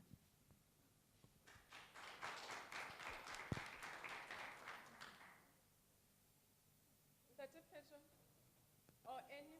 Yeah. 1, 2, 1, 2. The question why Biko was murdered. I think our enemies are always very quick to identify one of us who should not live because of the way in which they conduct the struggle and the way in which they have a following. Another example, for instance, though this person did not die that way, was Sobukwe. When he finished his sentence, instead of coming out, they kept him for a further 6 years because they wouldn't want him out because they feared him. Now, coming back to then another person who also did not die in prison but also was feared, I think, is Mutuping. It seems as if they died natural deaths, Mutuping and Sobukwe. but I am not sure whether they died natural deaths. But the likes of Steve Biko, I think there were many things that they had against him. Somewhere, when we were taken into prison, they beat us up. They beat us up like anything. But Biko, at one time when they took him in, he says, "Don't touch me. If you touch me, I touch you too." Now, that type of person, I'm not going to let go. I know another person, I was beaten up badly because this freedom fighter beat a white policeman, a white security guy who interrogated me. He interrogated him first at a different time, and I did not know that. I got to know that during recess in interrogation, they left me with a black security guy called Makomisani. And then Makomisani was asked to clear up the mess that I had made during the beating up. And then Makomisani says, "I hate this one, that's why Don Matera beat him up." Then I realized why I was being beaten up so much. Because one of us decided, "You touch me, I touch you." And they say, Don dropped him. He was a big pile on the floor and he couldn't stand up. Now, guys like that, then the security forces definitely earmark you. Kruger said Biko's death leaves him cold. That, I think, says a lot to us. Maybe that's the reason the likes of Biko would not survive.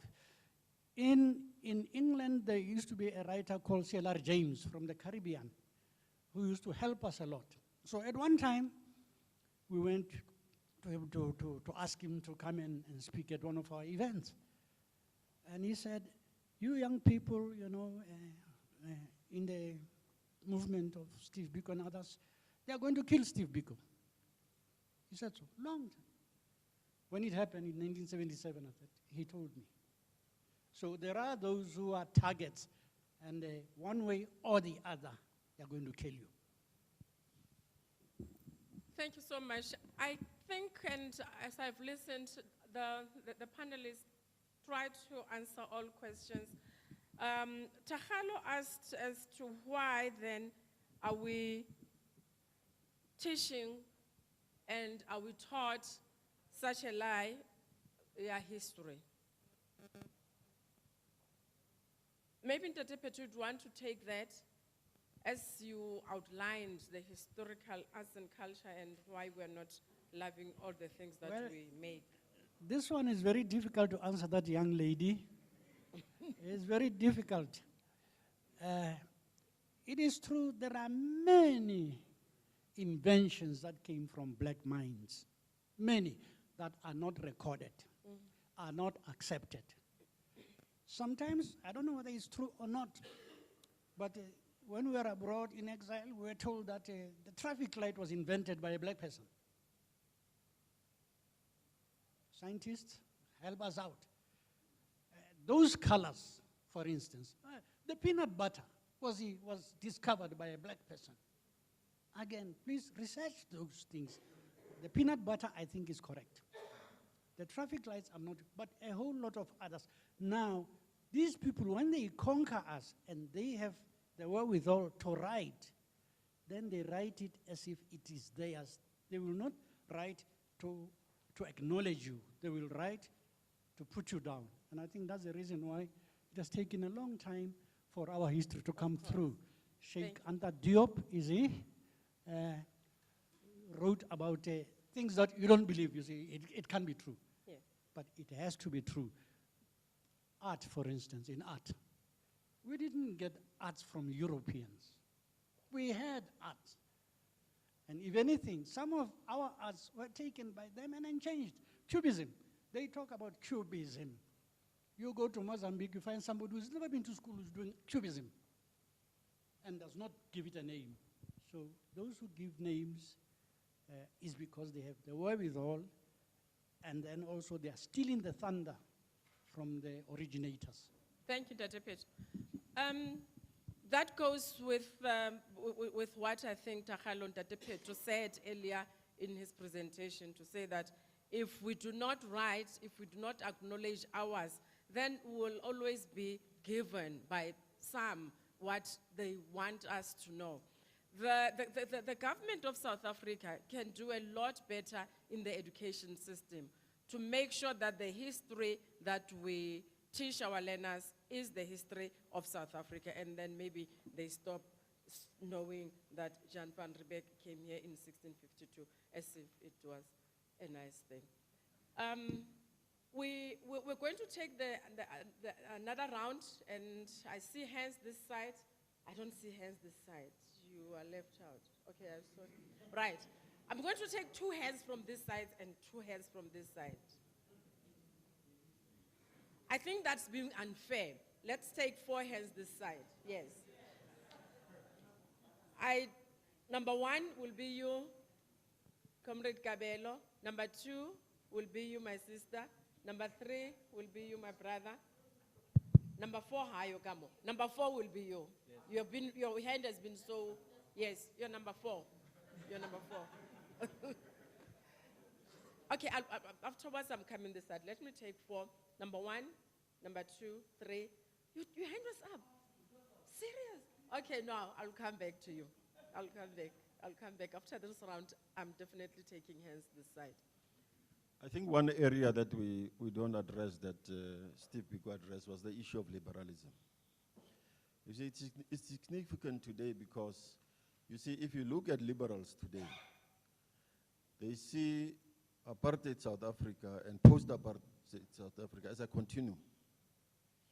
And they have now joined hands with what we used to call non-whites, you see.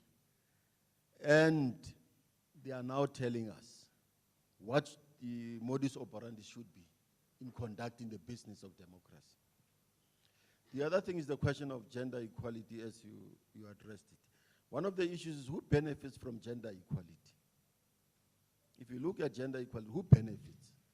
You see Steve talks about we complained, for instance, in the toilet, and that's why we scream aloud and say, but when we hear our names being called by our bosses, we start rushing out of the toilet. But he talks about men. If you look at traditionally, for instance, in a capitalist society, that gender equality there, that's why they benefit from racism and gender equality. Capitalism will then use, you see, racism to make more profit and continue to further divide the black community. We must be very careful when we deal with gender equality. Further divides it and says that we can now further divide them into male and female. Our government does not help us there because what it also does, it says all these service industries will always be, you know, be run by women. You employ women in those areas because the salaries there are lower. If it's a woman, then you reduce the salary. If it's a man, you pick it up a little bit, but you ensure that the man is incapable to even take care of a family also. You see? So we should also look at those intra-class contradictions within racism and within sexism itself. Thank you. Number 2. There's a mic. Questions that I've always been having. Tate Petru mentioned something about the anthem. I have a big problem with the anthem. I'm from the old school, and I admire our old anthem. The stem, I know where it comes from. And it surprised me when it was incorporated into our national anthem. I had question marks. I have question marks about us as black people. There's Bryanston. Bryanston, I'm told, it used to be Lefatshe la Batswana. But I don't know what happened to Batswana. 1992, people started to leave Soweto for the suburbs. And I noticed that they were just happy and too happy to be in the suburbs. And they never looked at the finer print. We have a problem today. If you want to buy a house in Bryanston, it goes up to 12 million. That same house was bought with 100 rands, 250 rands. But today is being sold to a black person for 12 million, 15 million, 7.5 million. That is my biggest problem. I'm wondering, Uguti, what is our thinking, Tina, as black people? I think Uzukiswa Zinzisa, is it Zinziswa? Trekizwa. Thank you, Trekizwa. Steve Biko, I know him personally. My home is in Zolicha, in King Williamsdale. Zolicha, if you have a picture of Atteridgeville, there's Umzim Dala, there's Umzim, the old Atteridgeville. Zolicha and Ginsberg are more or less the same. The elder sister was my best friend, Bukelo. She also passed on. Steve Biko, there's a question that has been asked to Kuti, why was he not imprisoned? In the Eastern Cape, it was difficult during that time.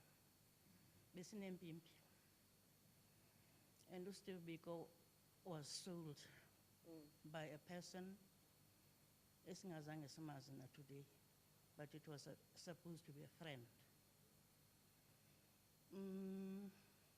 My own brothers are from exile. When the other brother came, the special branch would come and say, Siamfuna, Ukona, Sivile. You don't know who your impimpis are going to go by, but the special branch would know. I'm not sure what you said, Dana. You mentioned something about Steve Biko, about gender yako. That Steve Biko, let me assist you. That Steve Biko, in all his teachings and utterances, and in this philosophy of black consciousness, never locates during that time, women. When we grew up, there was ATRA. And today there's this English thing. There's Noel in. That was a no-no during that time. Abantu bebe faki ATRA, bebe mangalelwa njuguti how. Wafaki ATRA. And another thing that ebishlupha kakhulu in the Eastern Cape was abantu abamnyama abajika babe ngamakhalati. Bebefuna imali ke, but for some of us, ubuza udla sidla umngqusho in the Eastern Cape. We don't eat pap. Ubuza udla umngqusho wakho or isigwamba sakho if you are from the Squamba area. And you ubuza udlala. Hayi ukuthi ujike you're being you just for bowels of money mali. Ubelikhala. We had many challenges in the Eastern Cape. I just wanted to comment on those things. Thank you so much, Sisi. Thank you.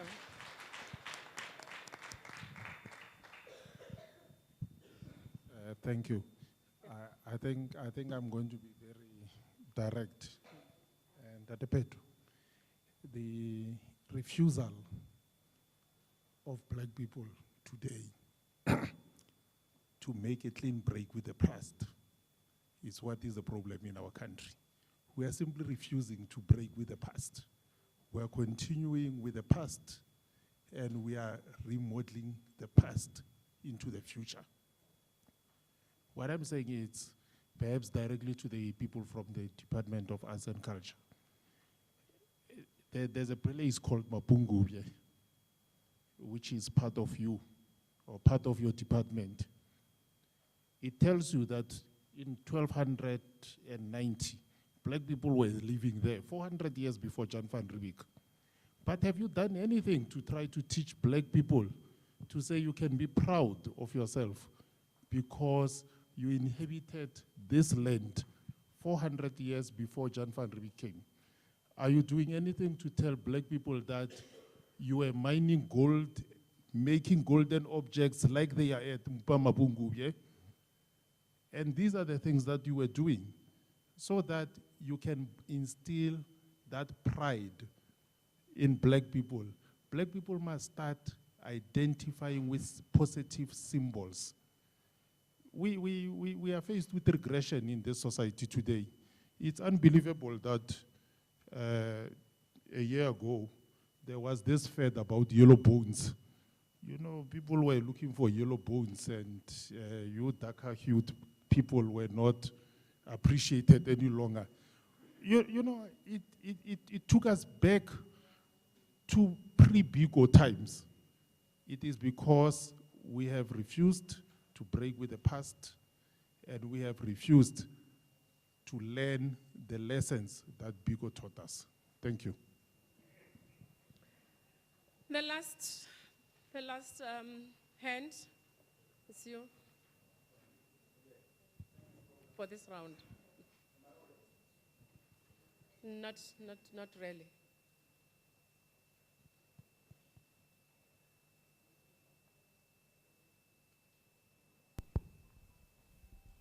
Thank you, Program Director. I think the issue raised by this young lady is very, very important. She was talking about history, and I think to some extent Comrade Kabelo touched it, that black people have been inventing. But you see, usually when we talk about inventions, we usually talk about black people having invented things long, long ago. But that is not how it is. I think all of us here have got small smartphones. If you can Google who invented the cell phone, the very cell phone that we are using today, it's a black person. There are many, just go into Google and say black inventions. Many contemporary inventions that we do not know that have been invented by black people now, not in 1200, now. Thank you very much. Thank you. I'll come to another round. I just wanted to make a comment on the Google issue. I don't trust Google so much, because one time I Googled professional hair, and professional hair was all white people, that they call it professional hair.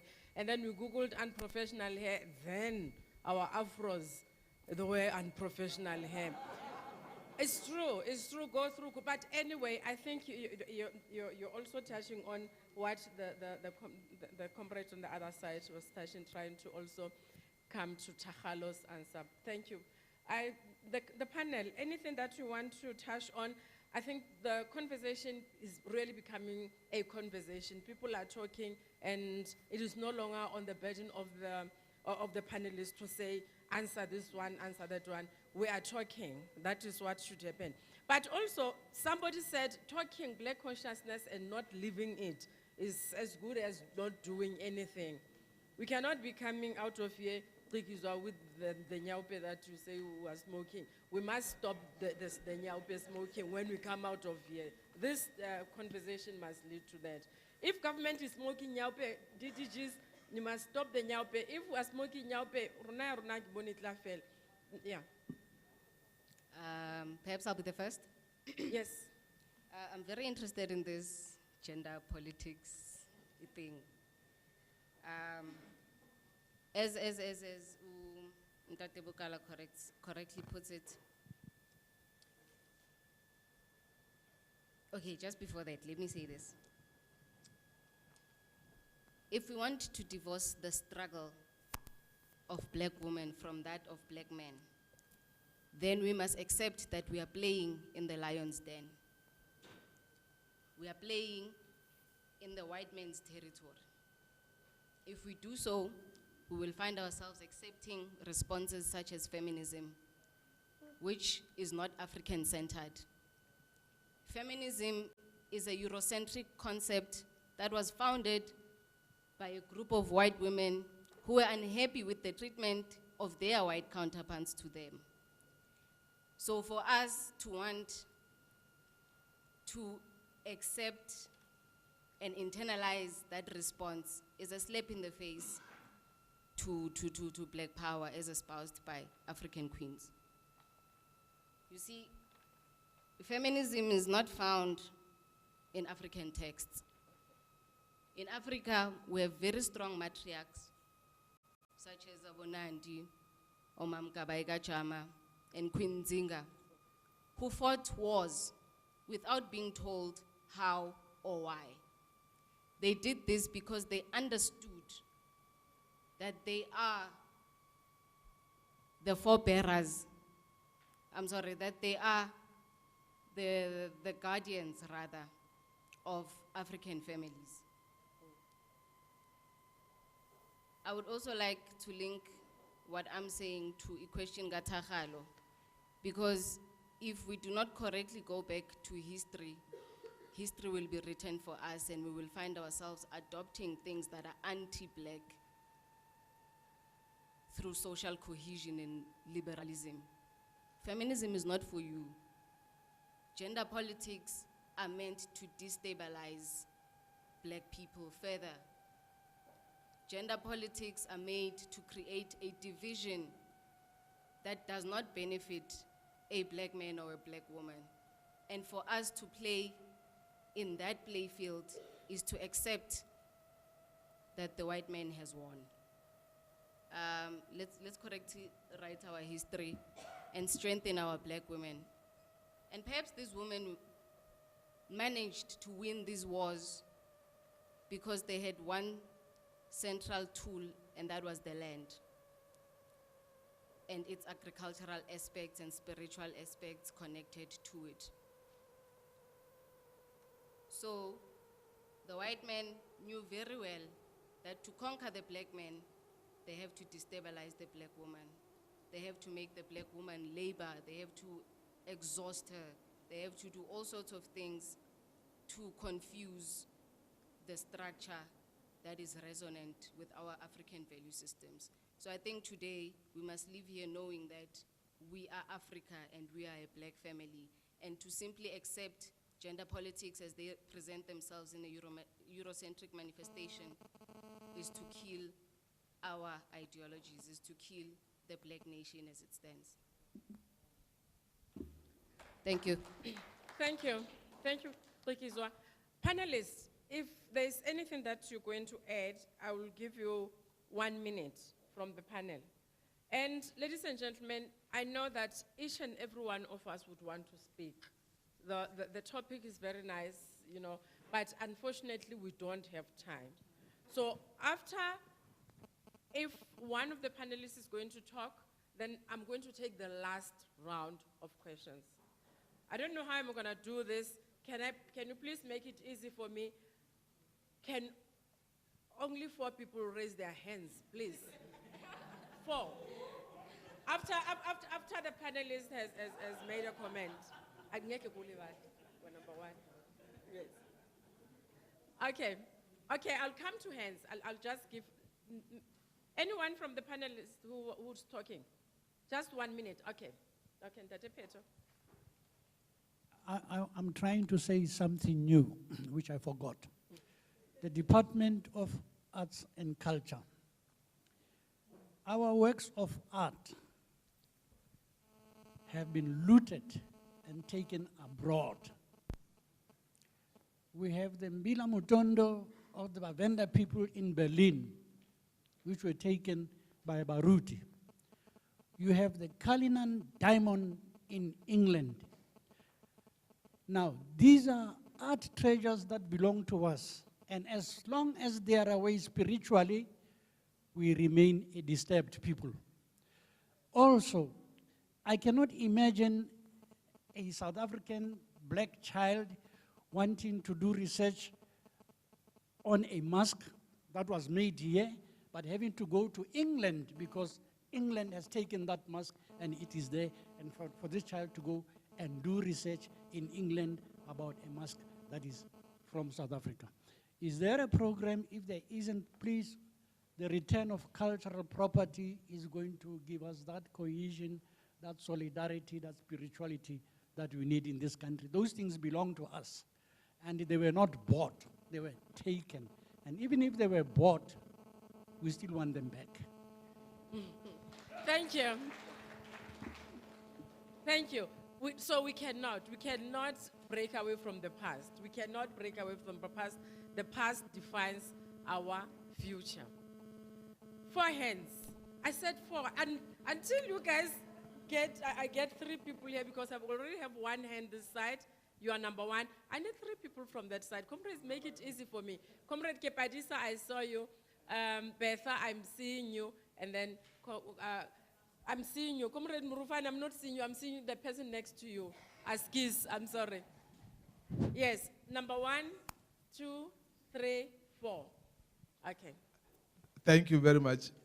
My question is linked to what Repet has just said right now. It's about spirituality. And one of the issues that were supposed to have been raised here was about, like, you know, the belief systems that are currently in place and what is being worshipped. If you look at us as an African people and our spirituality as we are, the belief systems that are currently prevailing came in the same ship as the people that decided to enslave us and end up corrupting our minds and believing that specific things are only the right way of going about praying. Are we not spitting or are we not insulting our ancestors by continuing to pray for God of the people that oppressed us? That's my question. That's a question. Religion came also via the dromedaries. That's what you're saying. Number 2. Yeah, thank you, Madam Chair. My question is directed to Kikizwa. I heard you carefully referring to this particular gathering as a nyaupe where people are twisting their tongues. And I wanted to find out from her what would be alternative and ideal programs that would commemorate the legacy of Steve Biko. We may recall that government announced that this is the year of the centenary of Oliver Tambo. But now, I had expected the panelists to be looking into, you know, aligning their thinking around O.R. Tambo and Steve Biko. That did not happen. But now I want to find out from her what would be ideal platforms or programs that can commemorate the legacy of Oliver Tambo, because I feel this initiative has been commended by a few other individuals here. Thank you, Madam Chair. Thank you so much, Ndebe. Number 3, Betha. Okay, you'll be number 4. Betha, you can speak. Okay. Dumela. Togozani. You know, I think the problem is we are stuck with the word convenience.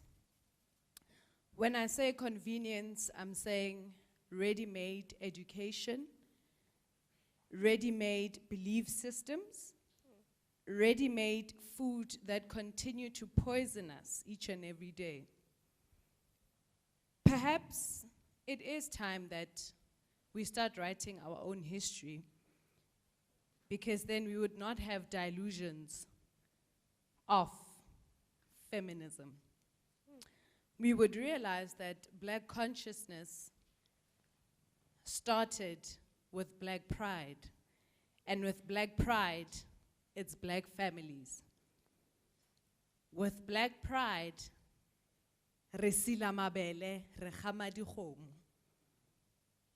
But because we have been so brainwashed with convenience, we are not writing our own history. And unfortunately, our history will be erased if this continues, because na as ngaka, society has turned me into Moloi because the white man says I am a witch. So perhaps let us start rengwaleng dibuka tsa rona ka mafoko a rona, so that we can understand ourselves and our beings, and understand that all of us here are gods with spiritual entities that are powerful beyond measure. Hence, they scare the white man. Hence, I am tamed Moloi. Thank you.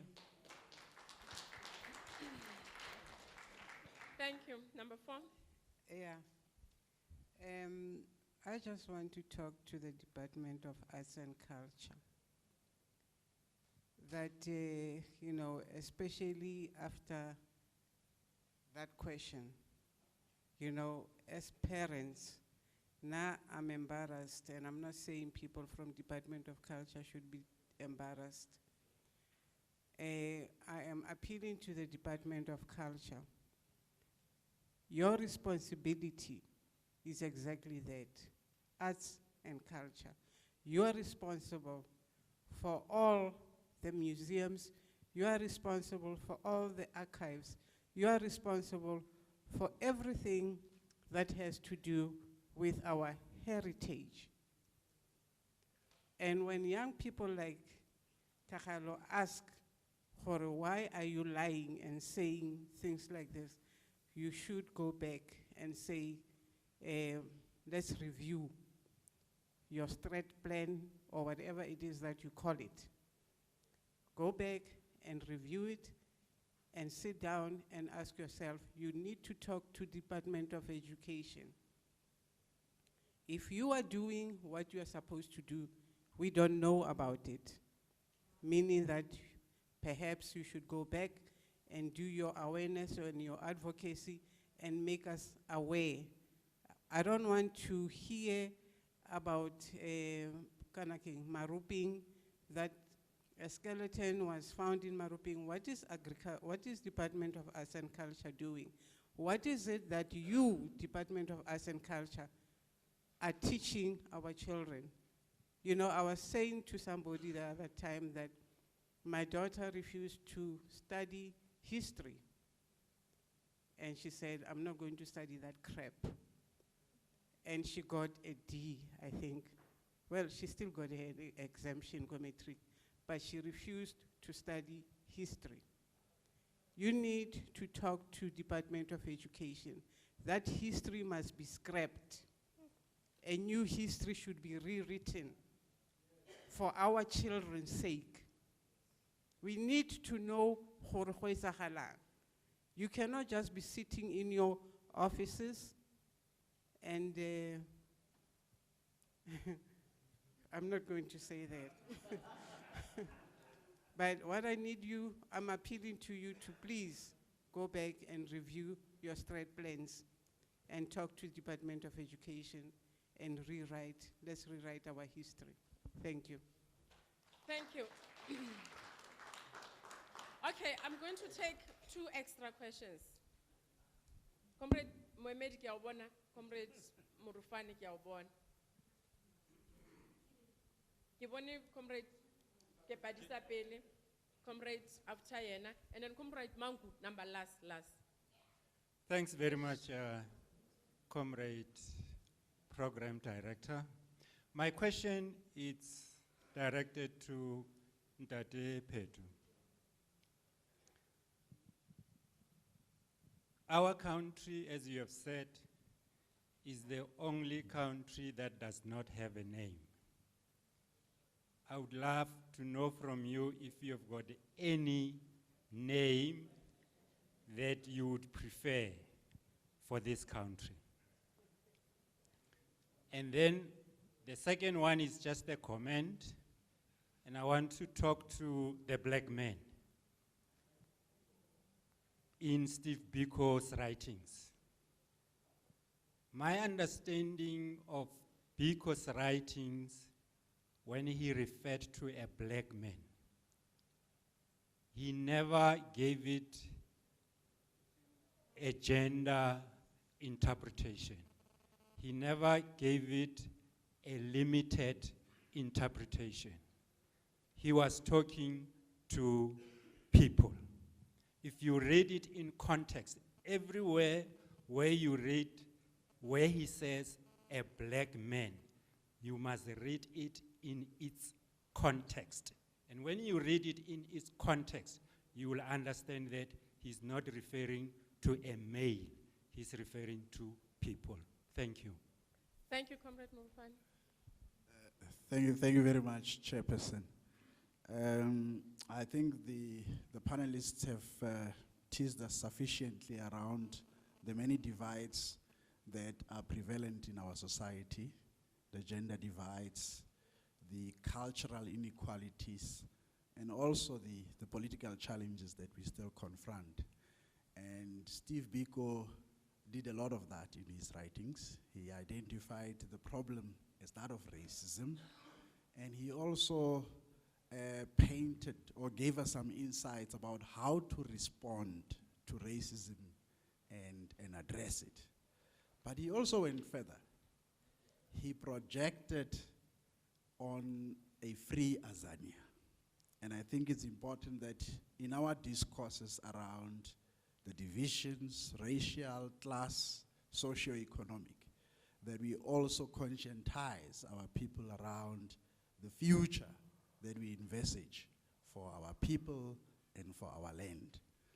In one of his famous quotes, he speaks about the quest for true humanity. And he says that in the fullness of time, we will bestow upon this country the greatest gift possible, a more human face. And I want to direct the panelists to what they consider to be perspectives and insights around how we can get to that human face. By also looking at those cultural and gender divides, if you have any practical ideas, Mesimpiwe, about how we can get there. And Adepeto, those cultural things that we must do in order that all of us can say that this is our country and this culture incorporates all our cultures as South Africans, because black people, as we recognize, have been excluded from a number of these issues. And also to take Visa to say, to suggest to us ways in which we could deal with questions of the land, questions of racial inequalities that still persist, and class inequalities. So perhaps if you can just give us perspective so that the audience out there and the audience in here can begin to interrogate those questions about what this means for people at a local level, what this means for people at a provincial level, what this should mean for people at a national level, for policy people and political scientists, because we must, in the ultimate end, build that one Azania, one nation that we talk about. But the way to get there is to address all those schisms that are prevalent in our society. Thank you very much, Chair. Thank you. Yes, Comrade Manku, you're the last person. Thank you so much, Comrade Chair. My question is directed to the Department of Arts. I was listening to them when they introduced that the whole aim of this particular meeting is that at the end of the day they can be able to draw lessons and all that. So I hope that they will be taking lessons, and they will be like serious students implement. You don't just study and not make sure that at the end of the day, whatever that you have heard, you implement. Ndate Petro mentioned quite a number of issues that could be looked at by the Department of Arts. And I hope that they have taken their notes, that they are going to go to the powers that be to say that we need to look at the issue of our parliament, we need to look at the name of our country, we need to look at the government offices, we need to look at the flag, we need to look at this irritating national anthem that is so bastardized. But on top of that, why are we bastardizing Biko with Tambo? That's my question. Okay. Panelists, questions, you've written them. It's a discourse, right? The Department of Arts and Culture is not on the panel, but as the conversations flows and all that, I would that maybe one of you come in, not as a panelist, like I'm protecting you now, but as also a member of the audience. Yes. Okay, I think this is my final word, right? Is your final? No, we are done, right? Yes, After this? yes. Oh, okay. I do understand that speaking of gender issues in South Africa is a very sensitive subject right now. And it is sensitive because, you know, people, when they've been oppressed and they finally found, you know, their mojos, so to speak, they tend to hold on to what they know of their past. If their past has been ripped, you know, away from them for a number of years, they tend to hold on to the last semblance of humanity that they felt. And it's the same with our cultures. Cultures evolve. If they don't evolve, then they die. That's just like the nature of evolution. And therefore, I think that the reason why we are so comfortable not dealing with gender issues in SA, even as much as we see how destructive us, you know, putting our heads in the sand when it comes to gender issues is, especially for women and children, is because that's all we know of who we are. So to actually change it and create new perspectives is something quite scary to do. So I'm not mad at people that don't seem to understand the urgency of gender-based issues in SA, how urgent it is right now. How we can normalize a president who raped and find, and I mean, he also used culture, you know, when he explained why, you know, he's like, you know, like he had all of these, you know, cultural-based explanations for his behavior. So I just want to caution us, you know, that we cannot see, like, we have issues. We can tell that we have issues. You know, we have kids being raped every day. Our grandmothers are being raped.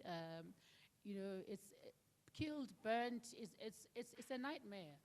And in fact, there was a time, I'm not sure if that's still the case now, that the rate of rape in this country is like that of a country at war, and we're not at war. So us putting our heads in the sand and saying that feminism is European, whatever, man, okay, you know what, forget feminism, right? Let's talk gender equality, because that is the crux of the matter. You can name it whatever you want to name it, but we don't have gender equality in this country. We have women being objectified left, right, and center, and seen as incubators, and seen as bodies, and seen as vaginas in this country. And that is why they can easily be killed and such. So we cannot hide behind culture so that we don't deal with gender issues that are very prevalent in our country. We can call it whatever we want to call it, but when gender issues are not entrenched in our religions, in our cultures, we tend to end up having women being killed every day, and we just turn a blind eye unless the woman is a yellow bone or whatever the case may be. Our issues of gender are very, very urgent, and women are part of Black consciousness. And women's issues, Black women's issues are Black issues, and we have to deal with them as such. Thank you.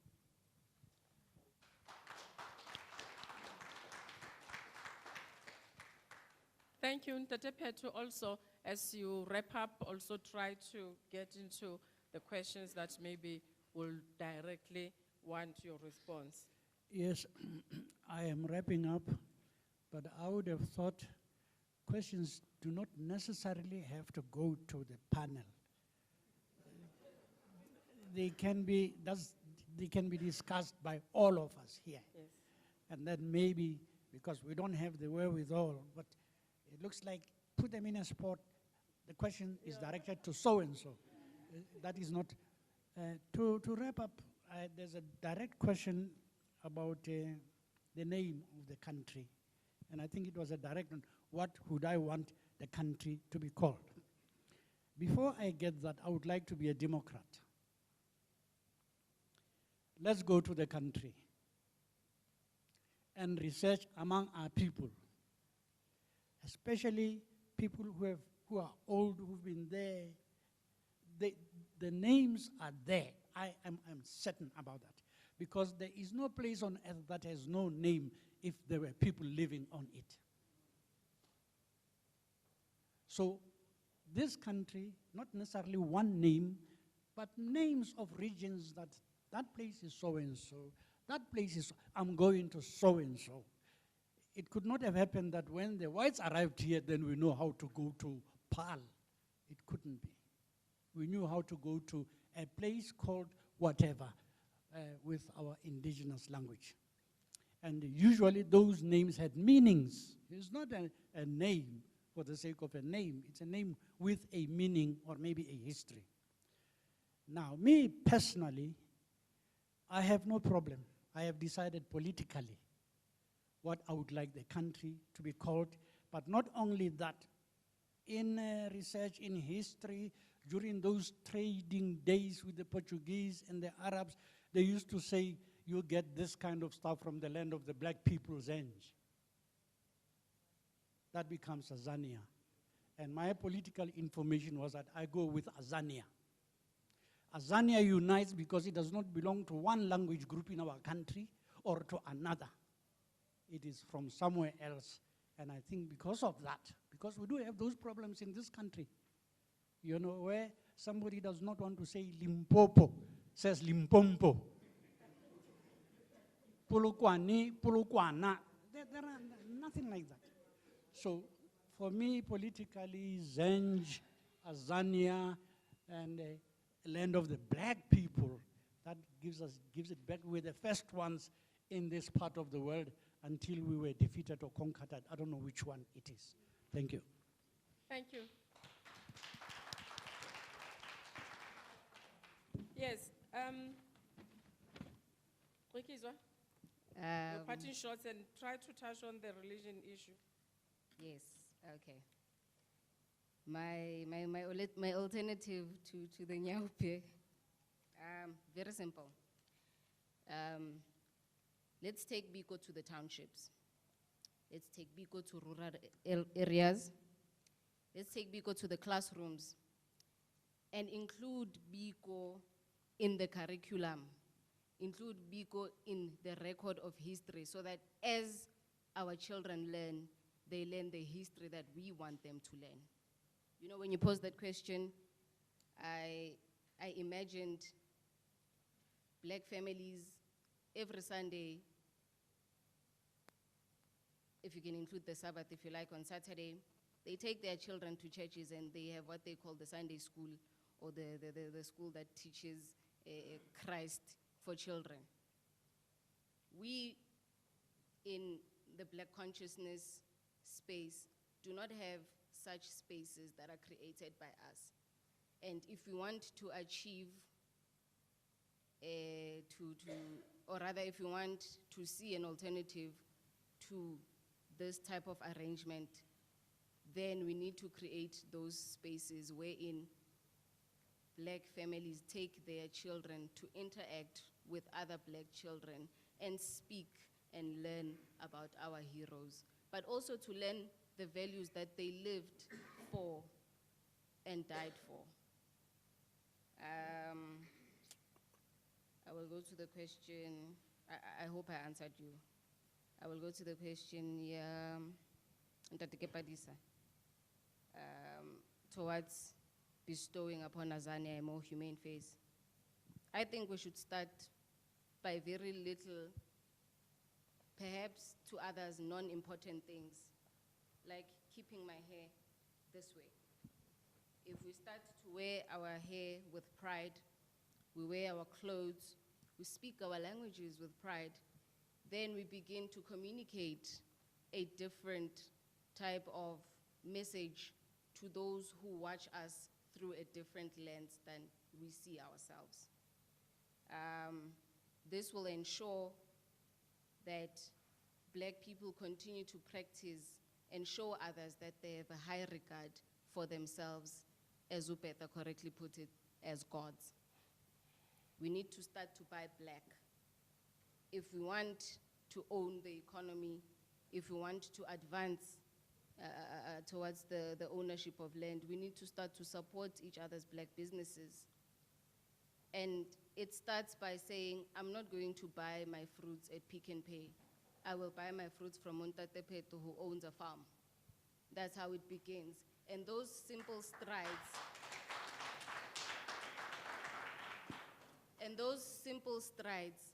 slowly but surely destabilize the white system. If you check the Indians, how they do their things, they've destabilized the system to an extent that the system now responds to their needs. That's where you find your halal. Because they said, we are going to exclusively create a space that is ours. This is what we need to do as black people. And surely that will bestow upon Azania a more humane face. On religion, religion is a nyaupo on its own. We need to do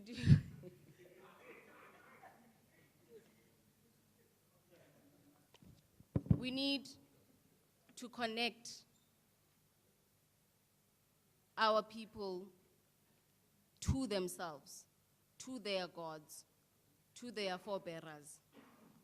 And this will be done through, amongst others, land. We cannot pray and we cannot ask in a land we do not own. It needs to begin there.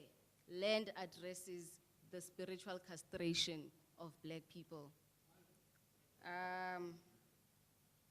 Hey, Sister, I think that conversation is a conversation for another day. Yeah. Definitely we cannot ignore gender-based violence. But in addressing it, we need to locate its existence. We need to find out where it comes from, why it exists, and why it is prevalent now more than ever. I think I will leave it there for now. Thank you.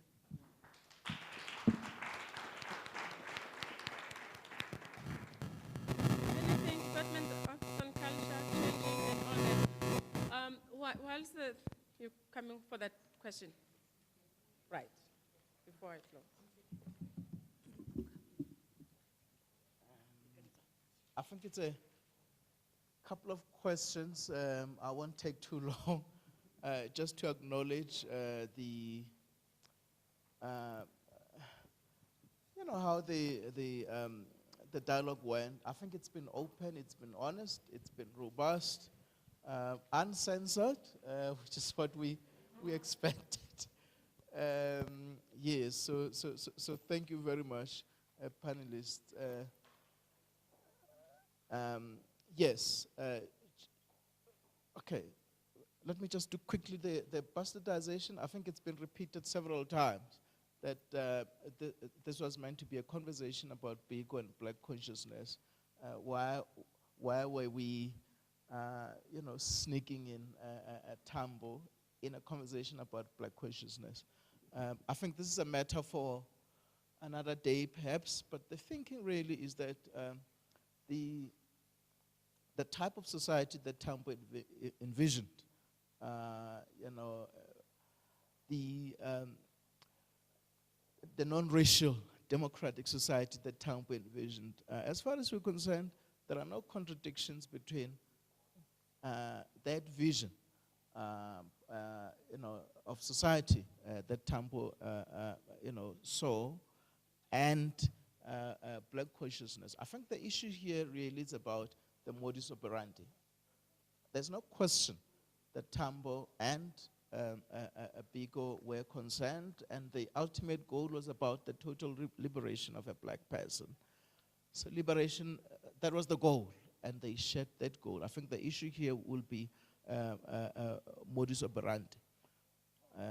For Biko, Biko placed heavy weighting on you know, mental liberation, on psychological liberation, as an important foothold onto which all the other struggles will be waged. Tambo was perhaps, and his contemporaries, they were more post-racial, maybe a little bit ahead of their time. But the goals are similar. Both Tambo and Biko envisioned a truly non-racial democratic society. That was the goal. So that's the point of convergence. We can have the debate at another time, but that was the thinking. The second issue about history, let me just assure you that the Department of Basic Education is a very important partner in terms of our social cohesion project. And they play a very important part, and we are constantly in conversation with them.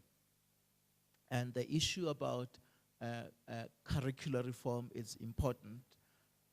Let me just also point out that as part of the work Department of Basic Education is doing now in terms of correcting the wrongs, they are doing an audit of what they call learner and teacher support material now, detecting illicit discrimination, latent discrimination, the type of discrimination which may not be on your face, but quite profound and with very debilitating effect on the psyche of learners. It's a special ministerial project. The current CEO of the Human Sciences Research Council is leading that research project. So the issue about correcting history, dealing with distortions, dealing with discrimination in learner and teacher support material, that is being looked at currently, and there is work being done. The minister likes making this example about the colonial conquests or battles. And that is really to say that the Department of Arts and Culture also acknowledges most of the distortions in history. But we know for a fact that history is written through the lens of the victors. Those who write it in the way that best portrays them. And everything else who is outside of the fold doesn't really matter. He likes making this example of British. The British, that each time they lost battles against African warriors, the narrative would be that the British retreated strategically. They were not defeated. They retreated strategically. And if black people were defeated, they were just defeated. They didn't retreat strategically. So those distortions are acknowledged, and there is work being done. The issue about intersectionality, I think it's important, race, class, and gender. But I think I understood the both points of view. That the context really of the man in Steve Biko writings will have been about the person. It's neuter. So that's the context. But I think in the current context, it will have slightly different meaning. Remember, words also carry meaning. How we name things say a lot about our psyche and our state of mind. While at the time, man for Steve Biko and his contemporaries wouldn't have meant a man, as in the male. It may not be correct now. It would carry a different kind of meaning. I'm not convinced that we can speak of man now, which doesn't talk of man as the male. So the contexts are different, and we need to acknowledge that. So we have come to the end of the panel discussion.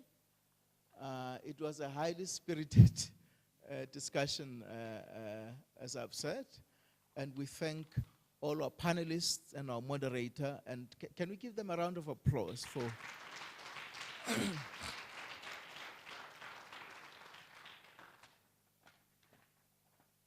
without much ado, I'm going to now ask the acting CEO of Freedom Park, Mayor Mujaji, to please pass a vote of thanks.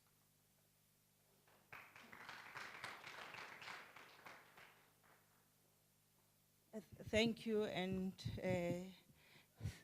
thanks for talking consistently about the acting CEO. I have a position here at Freedom Park.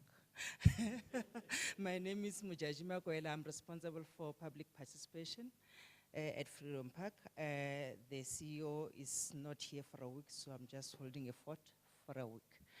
But I must tell you that I have learned a lot tonight through this colloquium. And I'm thinking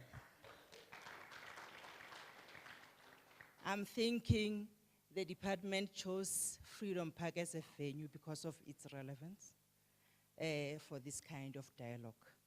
For as you walk out that door, that wall that you think is something is names of freedom fighters who are inscribed in that wall. And one of those names is Bantu Steve Biko, who is inscribed on the panel that we call a panel of liberation struggle fighters, specifically who died under detention. So Steve Biko is in that category of names that are inscribed here at Freedom Park. And when you go around that wall, you go to another venue. To my right here is called a gallery of leaders. Steve Bantu Biko is one of the 42 names of the leaders who fought for struggle, who are recognized in a temporary exhibition in that building, which will transform into a permanent exhibition at some stage. So that is in the process as well. So the young lady, this is the beginning of the correct history that you should be taught at school. So we have started with that kind of acknowledgement as Freedom Park as part of our entity of the Department of Arts and Culture. And we also host learners on daily basis who come and learn more about our freedom fighters, the struggles, and all wars of resistance and so on that we have archived in a museum that is called Klapo. Klapo, which is a Khoi proverb that talks about a dream which is not a dream until it is shared with the entire community. So when you go in that museum called Klapo, you'll find history that dates 3.6 billion years, that talks about the formation of a human being to our freedom as we are enjoying it and as we are continuing fighting as the people of this country.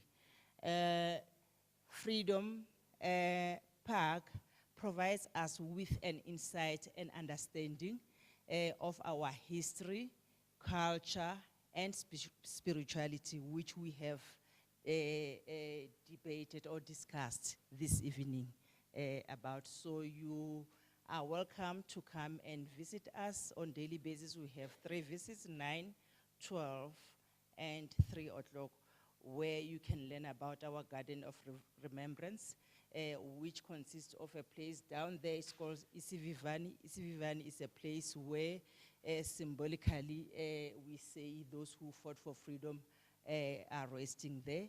We have another place at the back, which is called Skumbuto, which is a Swazi name, where we inscribed all the names of the fighters who fought through all the wars, including the World War I, the World War II, the struggle wars, and so on. We have categorized the 8 wars that were fought through formation of human being up until the freedom that we're enjoying.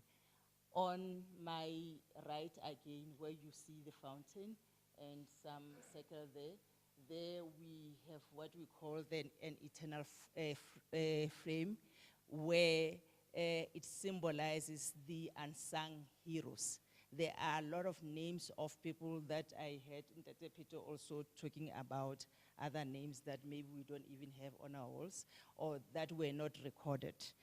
So that place symbolizes that our heroes who fought for freedom and our heroines who fought for freedom, but their names are not recorded anywhere. So when you come to this place, you will learn a lot about the formation of a human being, a lot about all wars of conflicts, a lot about how we got our freedom, and the struggle continues. I would like to thank the panels for knowledge and information that you gave us this evening. The participants, they were very vibrant with the comments and the questions they were posing, which is indeed a real dialogue. Dr. Serote, thanks very much for bringing this caliber of people and knowledge that we nearly require, that we need to confront on daily basis as we engage our issues, so that we can, at the end, deal with the issues of social cohesion, nation building, and reconciliation.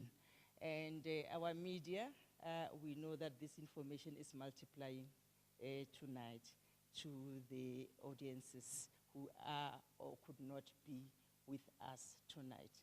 Let me thank you all and invite you to come back and learn a lot about our history, culture, and heritage.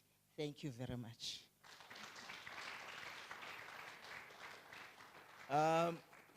Fellow comrades, ladies and gentlemen, colleagues, that concludes our proceedings for tonight. I know it's very late into the evening, but please do join us for the light supper, otherwise I'll be in trouble for fruitless and wasteful expenditure. Drive home safely. Thank you very much.